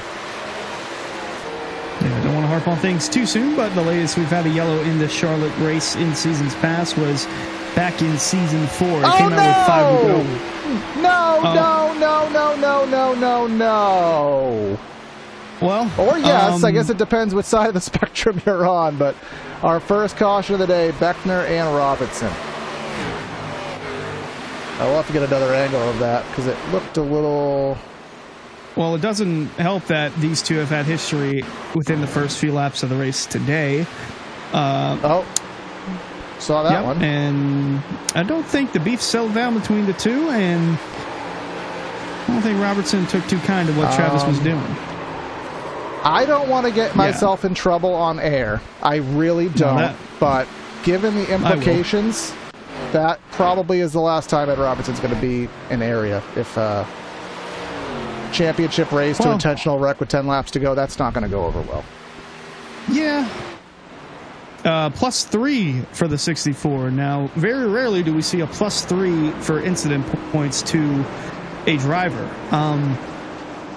And you mentioned it, boneheaded move. That's the Weenie Hut General moment of the race, unofficially.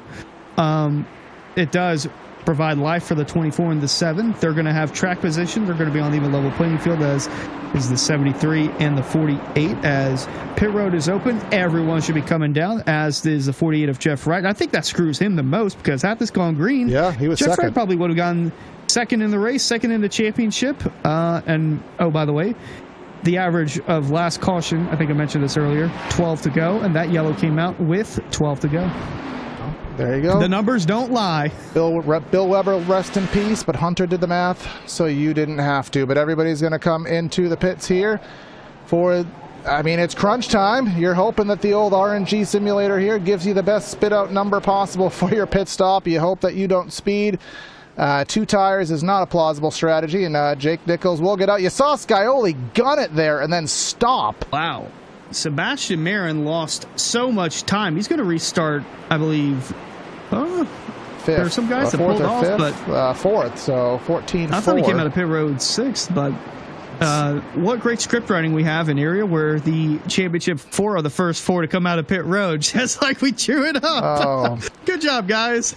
Now, it puts you down a rabbit hole of thoughts here. You know, again, for people who hate this format, we bring up the term a Mickey Mouse Championship, and you can't say Mickey Mouse Championship at all because Nichols deserves it, Marin deserves it, Scioli deserves it. Wright would be an underdog, absolutely, but you knew how the race was going, and you saw what changed the course of the race, and ultimately may or may not change the end result of the race. Does the championship feel the same if you are Sebastian Marin, if you are Scioli, if you win this race, knowing you probably weren't going to win it? Does it feel the same? Do you get the same gratitude? You did win. Every number says you won. You get the trophy, you get the prize, you get the money, but do you feel the same? I guess that's an in-depth question that maybe Dr. Phil has the answer to.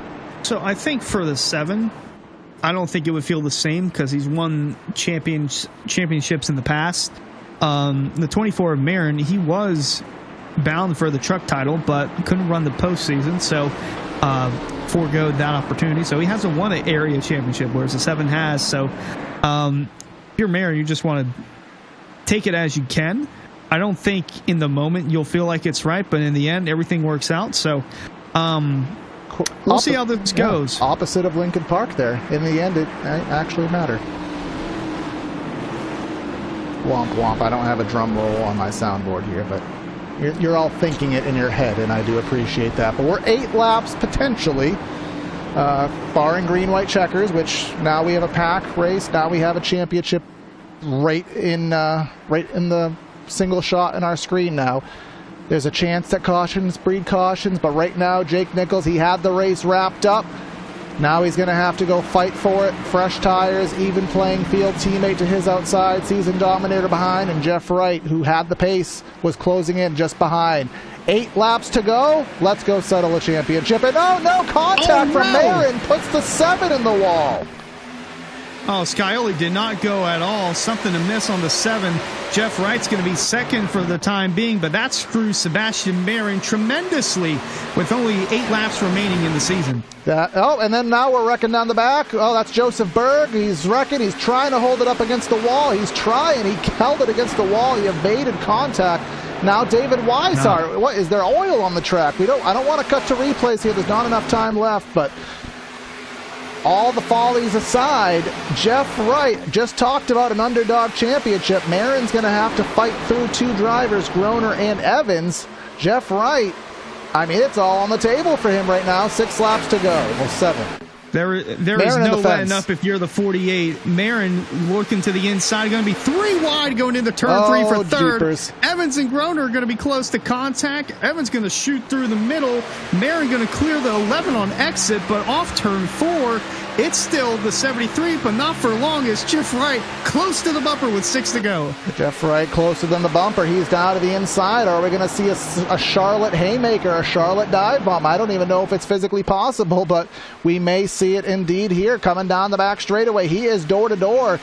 The 73, you're going to have to pinch him. You can't run up the track because the 48 can dive it on in. He could dive it on in deep. He could dive it in super clear.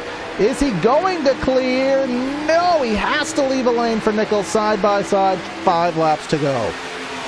Wright leads at the line. Nichols close nose and tail on the outside in second. Dead even going into 1, and Marin's trying to run the top, trying to make up any ground he can whatsoever.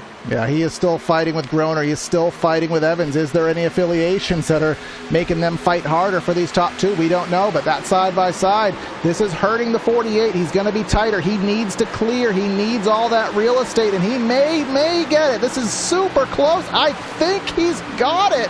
It's within inches. It's within literal inches. No. 73 hanging on by a whisker.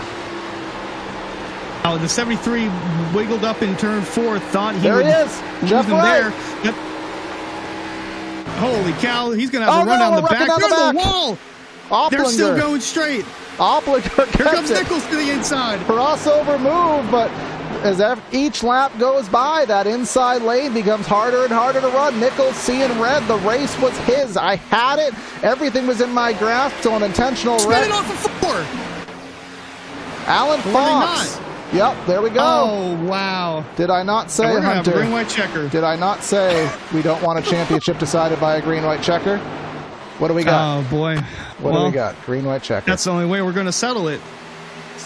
The nice Flight thing contact. to say is that they both met one spot there.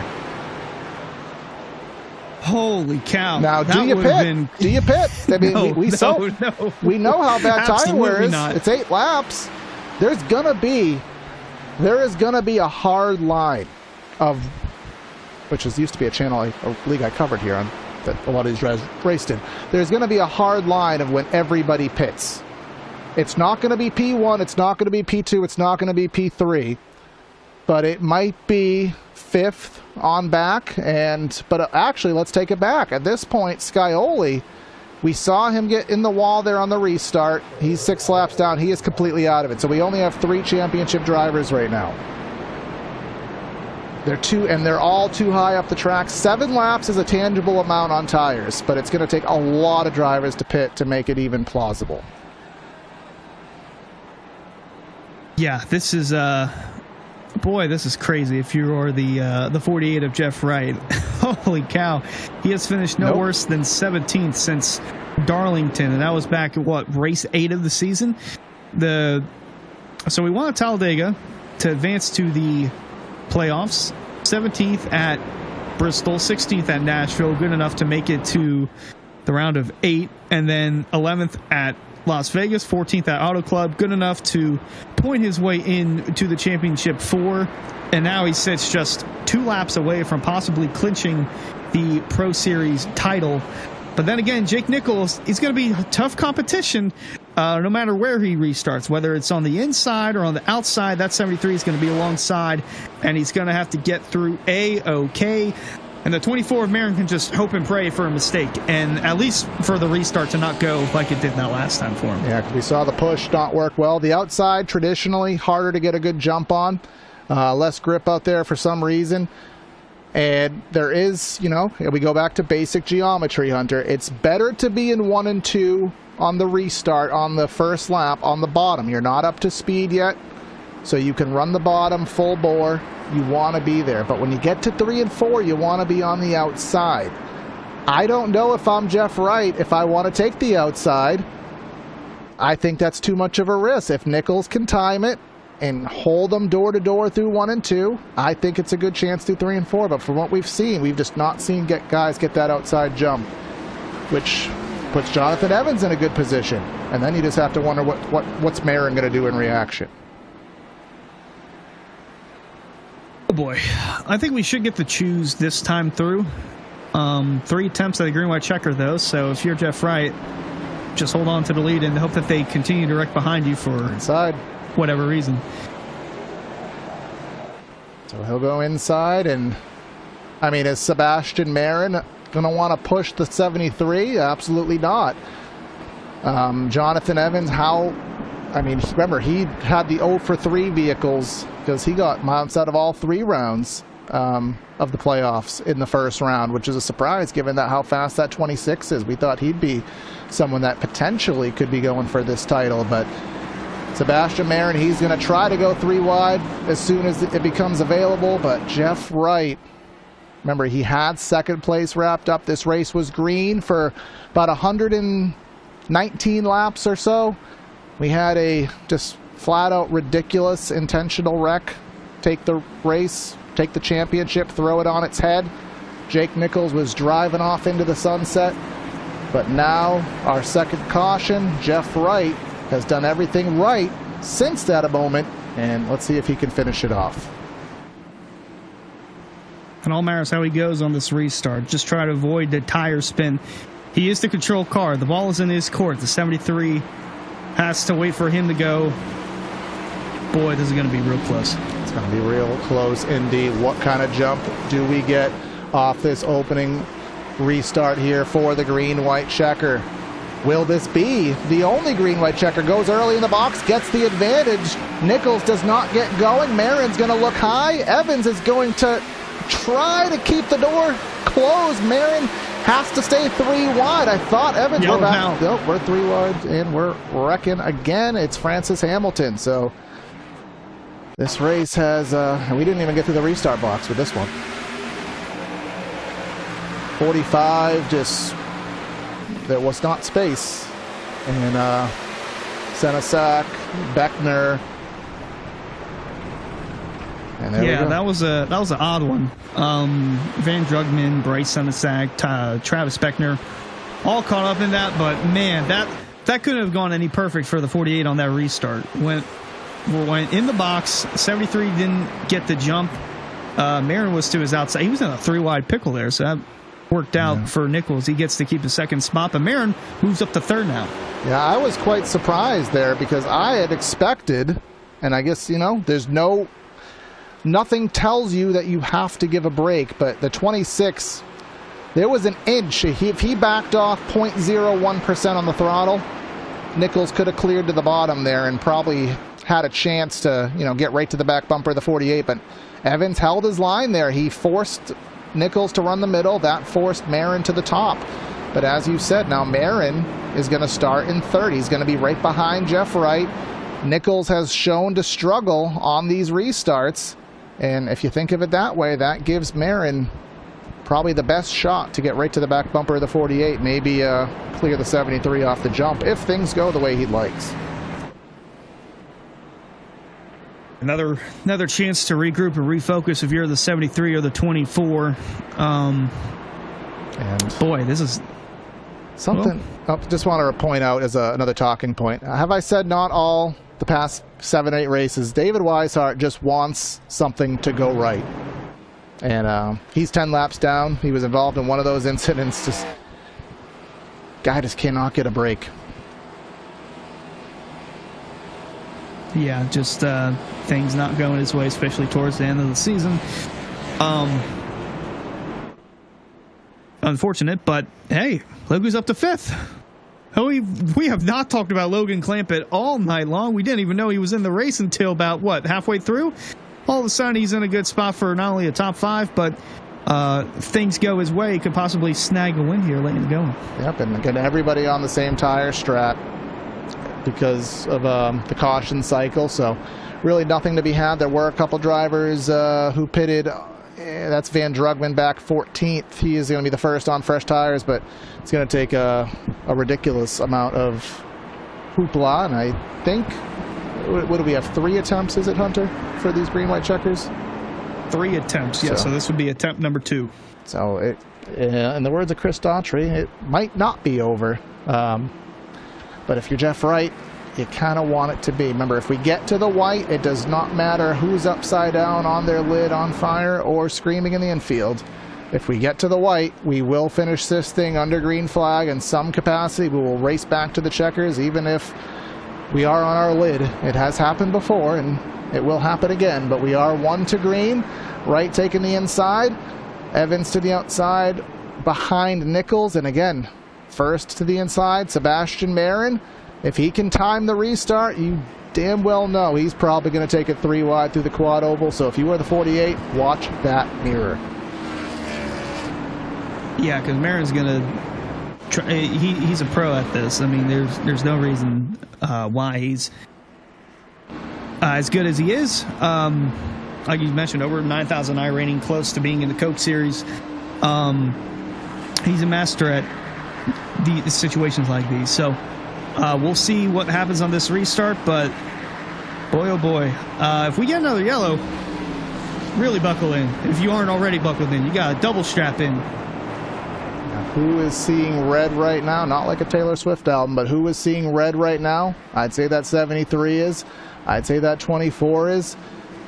And we'll see what happens here. 3 championship drivers, all on the same tire strategy, all with the same advantage right now, all with the same chance to win a Florida State Builders Area Pro Series Championship. We'll head into the restart zone. We'll come down to 2 laps to go. Will this be the final restart? We'll find out together. Huge jump from right will clear. And I'll say it looks as though the 73 did a pretty decent job, but not enough to clear. That puts Marin sole possession a second. Evans right on the bumper of Jake Nichols, very close on corner exit. And we're door banging 3 wide coming down the backstretch. Jeff Wright leading into turn 3 with Marin hot on his tail. The 6-time winner this season here in the area Florida State Pro Series. He is 1 spot away, 1 car length away, but the white flag is in the air from the Charlotte Motor Speedway. 1 more lap to finish the Area 2025 campaign. He's going to go to the top. He's going to give him the bottom voluntarily. Jeff Wright's going to rock the top of the track. Marin has the track position to the bottom. He has the real estate, but Wright hits the wall. We're wrecking down the back. It is of minimal significance. We're side by side for the Florida State Builders Championship Series. Coming through 3 and 4, we're side by side. Will it be a championship photo finish? Into the wall is Jeff Wright. Sebastian Marin, can he do it? He will. He'll get it on the restart, and he'll win the championship by 1/2 of a car length. Unreal finish there. The 24 gets the job done. Oh, so close for the 48 of Jeff Wright. Unreal. I mean, you have to feel for Jake Nichols. He settles for 3rd. Jeff Wright, I mean, he'll be wondering all race long, should I have given him the top? I mean, you'll have to wonder. That was the margin of victory here at Charlotte Motor Speedway here today. Just about a full car length it ended up being. Should he have given him the top? I mean, that'll be the decision he's going to be asking himself probably for the next 8 to 10 months until this thing starts to back off. But there goes Sebastian Marin. It'll be the 7th win of the season. He led a total of 80 laps, but it did not come as easily as that number dictates it may have. Unreal. Deserving of a champion indeed, the dominant car all season long, but boy, oh boy, barely did he get it over Jeff Wright. What a drive from the 48. And again, cautions is kind of what brought Jeff Wright into possibly becoming the champion, and cautions are what take away the opportunity of being the champion if you're the 48 of Jeff Wright. And just imagine what those pit crew guys are talking about right now. Like, come on, man, it was ours. It was ours. Until it wasn't. But Sebastian Marin will park it there on the front straightaway at the Charlotte Motor Speedway. And let's go ahead and give you the final rundown of results here today from the Charlotte Motor Speedway. To round out our 2025 Area iRacing season is Sebastian Marin getting that Pro Series Championship final margin of just under 5/100ths of a second. Jake Nichols will have to settle for 3rd. It was his until 10 laps to go, and that will be going down in area history, I am sure. Jonathan Evans with the 4th. Logan Clampett drives up to 5th. Philip Groner 6th. John Forbes a quiet 7th. Deweese a solid run in 8th. Garrett Grant solid in 9th. And then Mike Venable, he solidified in 10th. Then rolling through, Justin Opplinger gets home in 11th. Van Drugman 12th. Forrest Smith solid 13th. Ben Pierce and Sogak the top 15. With Berg, Schaefer, Savidio, Hamilton, and Nowicki rounding out the top 20. That is our top 20, and we'll round out our rest of our results here. We have Bryce Senesac, Travis Beckner, Alan Fox, Brody Falliker, 24th, Greg Mitchell, 25th, David Weisbart, you got a feel for him. James Scioli, that restart did not go the way he needed, back to 27th. And Ed Robertson, Batby, and Day rounding out the top 30, and then the final page of results. Not sure if most of these guys took a lap here today, but either way, that is the final page of results. So we'll head down to Victory Lane. Victory Lane for the final time this season, brought to you by Victory Fuel. Choose your flavors from Throttle Punch, Purple Potion, Lucky Lemon, all caffeine free, packed with electrolytes and charged with vitamins, also kid friendly. Get 10% off your order with code Area iRacing at checkout. But we'll head to Victory Lane where we find Mr. Sebastian Marin here today. Our champion Sebastian Marin, the 7th win of the season. It wasn't looking favorable to you. It came to be via the cautions, but then you had to drive, go get it, and you go and got it by about half a car length, man. Just talk about the emotions and how that race progressed for you. Oh man! Before anything, just want to give a shout out to Jake Nichols. Obviously, he kind of had that locked up if it went green to the end. If that unfortunate yellow doesn't come out, so shout out to him. I know he probably deserved that one, but yeah, the race just panned out my way there at the end. Obviously, chose the wrong strategy. He was going to be the clear winner. I thought, I wasn't going to have to save as much as I did to make it to the end, but that proved to be a way harder task to make it to the end. And then that yellow kind of brought us back into play. And then I screwed up in the pits. I mean, I overshot my box by like a pixel. Like I put it in reverse, and as soon as I put it in reverse, it registered that I was in my pit box. So just very fortunate with those yellows at the end, which gave me another shot at it. And then the second to last restart was huge when Nichols spun the tires a little bit and I got to his outside. And then that yellow was super fortunate because it came out just when I was in front of Evans, which then put me bottom on the inside third. And from then on, I knew I had a good shot as long as I didn't spin the tires on the restart, which I didn't. And then just had to focus on Jeff. Had a good 3 and 4 coming to the white. And then when he ran the top, the restart prior, I tried it and I saw that it wasn't very, very good, to be honest. The fresh tires, the bottom was just king. So when he went up top, I knew I was going to be side by side with him. I just didn't know if he was going to be mostly clear or if I was going to clear him if he messed up. So once we were side by side entering 3, I was just praying, whoever had the better corner was going to win the race. And I think he got tight running the second groove. The second groove was just not it on the short run. And we edged him out to the finish line. So yeah, very, very sloppy race, but overall, obviously coming here and winning the championship, very, very, very happy. But I still feel for Jake. He really deserved that one. Yeah, I know it's a tough part of this format, man, where you had the best car all season. This is your 7th win, so if you didn't walk into a championship, you did, I guess, in the race, but you didn't walk into it. Your season just absolutely speaks for itself. And sometimes, as they always say, sometimes it's good to be good, but sometimes you just have to be lucky, and a little bit of skill sprinkled on that got you where you are. I know you have a huge laundry list of people you want to thank for your championship here today, and just have the floor, man. Yeah, I want to give a shout out to all my LVB teammates and owners, Timothy, all my teammates from over there, Michael, for just let me be part of this team. It's been an honor, very fun. Thank you for them letting me run part-time on the truck series.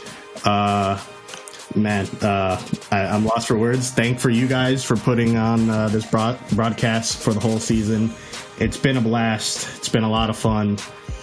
And yeah, shout out to Area for putting on this league.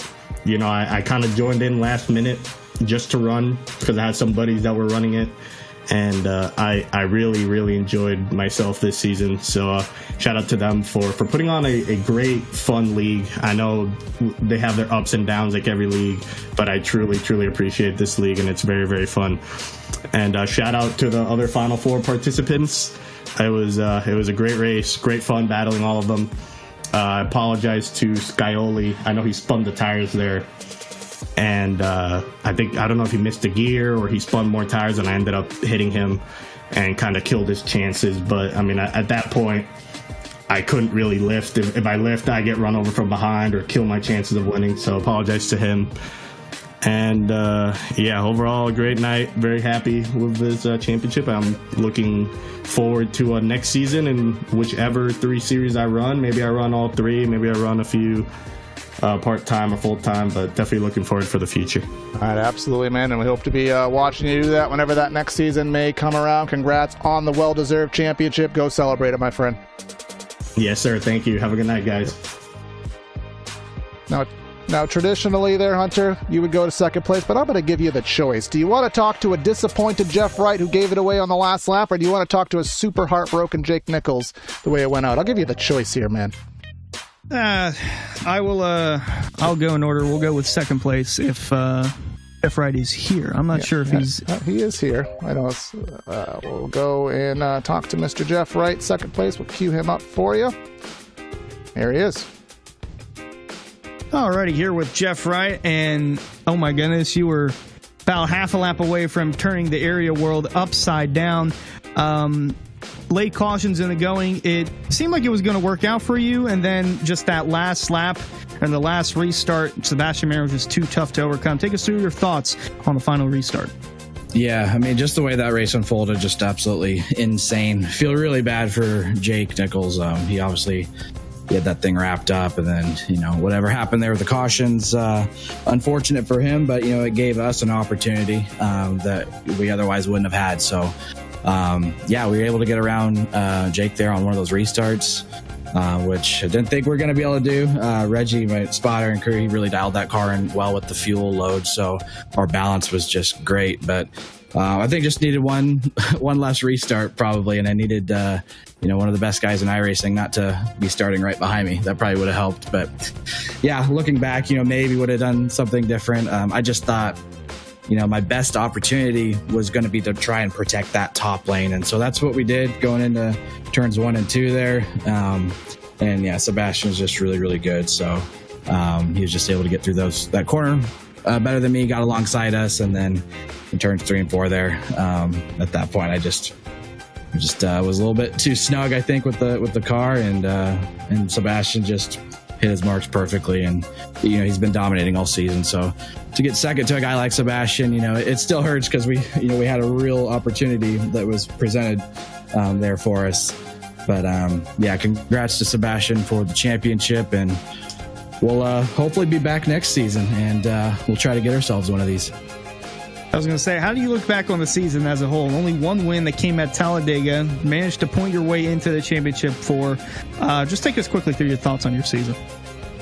Yeah, season was interesting for sure. I think a lot of people would argue that we probably shouldn't have been in this situation to begin with, and things just kind of happened and fell the right way for us. I mean, especially the last round, we did not have very good runs. We ran in the teens, and typically that's not going to get you into the championship 4. So we had to rely on a little bit of bad fortune, I think, from some other drivers, I will say, that we even got here. But man, I was just super excited to have a chance at this. And, I wanted this so bad for Central United, the guys like Kyle and Noah that brought me over here to race this series and race area. I got to thank Jacob Bell for the awesome league. This is such a competitive, great league that really pushes you. And, one spot short, but overall, I guess, that puts us, second on the season. So despite all that, I think we finished well above where we ran most of the season. So I'll take it, but I know this one's going to hurt for a while. Yeah, runner-up on the season, but nonetheless put up a fight to the very end. It's Jeff Ryan, the 48. Congrats on a great season. All right, thanks, guys. All right, and now we'll talk to the third place finisher here, where everyone is their first line out of our top 2 interviews, man, is we're sorry for Jake. You had the strategy, you played the cards perfectly, the race was coming into your lap, and due to events that will haunt area for at least the off season to come, you got put into a situation where restarts and strategy went out the window. And how are you compartmentalizing how this race went, man? Well, it's interesting. I don't know. I'm annoyed because it's not even the first time this week that just something out of our hands just ends our hopes, really, or at least hurts them big time. But tonight it's just completely different. It's just the same old conversation every week. We knew an intent wreck was going to happen, and the fact that the said driver claims it's not an intent wreck after what he said in the game after the wreck is just embarrassing, in my opinion. It's embarrassing that he even waited till 15 laps to go in the championship race with no dog in the fight, just literally just no business in it, and wrecks. It's just dumb. It's just not good. It's just lack of respect that we've claimed was on the racetrack just racing each other. It's just that is for the whole league. Like, that's just, I would not want that situation for anybody, whether I was in the race or not. It's dumb. I'm not going to complain about, like, Sebastian earned it the whole season. Even Jeff he drove his butt off tonight and was right there.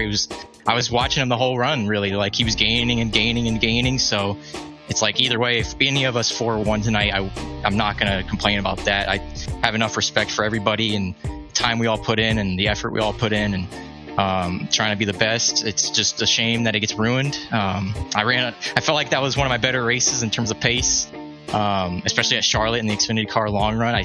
Even if we were on the same strat, I think I had it pace wise in the long run. But either way, I'll thank everybody at 609. I'm glad we got another team title, and Matt Livery's Simrat Market. It's a little annoying with those shark cars too. Getting dive bombed for no reason coming on the last lap into turn 1 and getting doored is just not. It's just ridiculous. But I mean, what are you going to do? We'll take what we got, and at least we were there, you know. Well, and thank you guys, by the way. Well, I do have I have here. one out for you there, Jake, and I would talk to Hunter about it too. You were given the Madden curse by my co-partner Brad Dalton. You were the thumbnail. I guess so. Yeah. It happened. It absolutely happened, man. I thought we were going to talk about how I was manifesting how we usually get a yellow with no joke, Jake. The stats don't lie. We average a yellow at Charlotte with about 12 to go, and that's when the yellow came out. And numbers don't lie, but that couldn't have happened at a worse time for you. It's not even about when it's how it happened for me. It's just the fact that it's an intent wreck for no reason. Like, that just should not be happening in a championship race, and it's sad for everybody else, because I don't want anyone to feel bad. I don't want, especially, you know, Sebastian or Jeff or anybody in this race. Like, it's not their fault, you know. It's not the league's fault. It just happens. It's nothing we can do. But, you know, I'll keep my head up. I had a great car tonight. I think my pace was really good. So, you know, if we just keep it green, we win the championship. But either way, we'll take another team championship. That's like 10 for 11 in terms of area seasons for me being a team champion. So yeah, we'll take it, and hopefully not have that kind of stuff next time around. Absolutely, man. Well, either way, I mean, congrats on a solid season. I mean, woulda, coulda, shoulda. We can talk to her blue in the face, but it won't change the end result. But you can still be proud of what you accomplished this season. Any final words before we let you go? Well, just thanks to everyone watching, and thanks for you guys being here. I enjoy watching these shows on Tuesday and Thursdays. You guys do a great job, so thank you. It's been a fun season overall. I mean, we've had ups and downs and whatnot, but overall, it was pretty good. I'm glad we got to see a good battle for the championship there, at least. You know, you got to make something good out of it. And I was honestly trying to let Sebastian have a shot at him for a second, because I was going to just barely be there, and I kind of got loose still. But they kept it clean, and hats off to them for keeping it clean, battling that hard door to door for the championship. But overall, interesting way to end this season. Interesting. That is the best way to say it. An interesting way to finish the season. But hang your head high, man, and hopefully we'll catch you around next season. Sir. Thank you. Well, that'll wrap up our post-race show, and as said, an interesting way to finish things out. Of course, the final area broadcast 2025, all 3 championships have concluded. And Jake Nichols got Monday. We had Garrett Conrath on Tuesday and Sebastian Marin here on Thursday. I want to thank you, Hunter, for being in the booth with me for the majority of these Thursdays. Good to meet you as a commentator and a friend. I want to thank Brad for helping out on Tuesdays. I want to thank Jacob Bell for giving us the chance here on PTR TV and having a ball this season. Sad to see this league end for the season, and hopefully VMAC 2026. We'll await any updates on that. And I want to thank everyone in the fans, all big chat here. I want to thank Lucky Dog, not just for the super chats. Those are highly appreciated, but everyone who's given kind words and enjoyed these broadcasts, make them fun to produce. So going to be a fun 2025 off season, and we'll look forward to the future. Any final words before we wrap up the area season, Hunter? That was just oh man, I honestly don't have any words, but just glad to be a part of the PTR TV team overall. And again, looking forward to when season 8 happens. Probably going to be a longer off season than usual, but we still have a lot to talk about going into the offseason. Yeah, and there might be, from what we've been told, there could be some special off shows and whatnot, so we'll see what happens. But either way, like, share, comment, subscribe, and help us get to 1,800 subscribers. If you have enjoyed this, just consider going back. You can watch all the playlists of all the old content. But that is going to be Corey and Hunter signing out of the booth for the championship finale. Congrats to Sebastian Mayer, and have a great night, and we will catch you next time.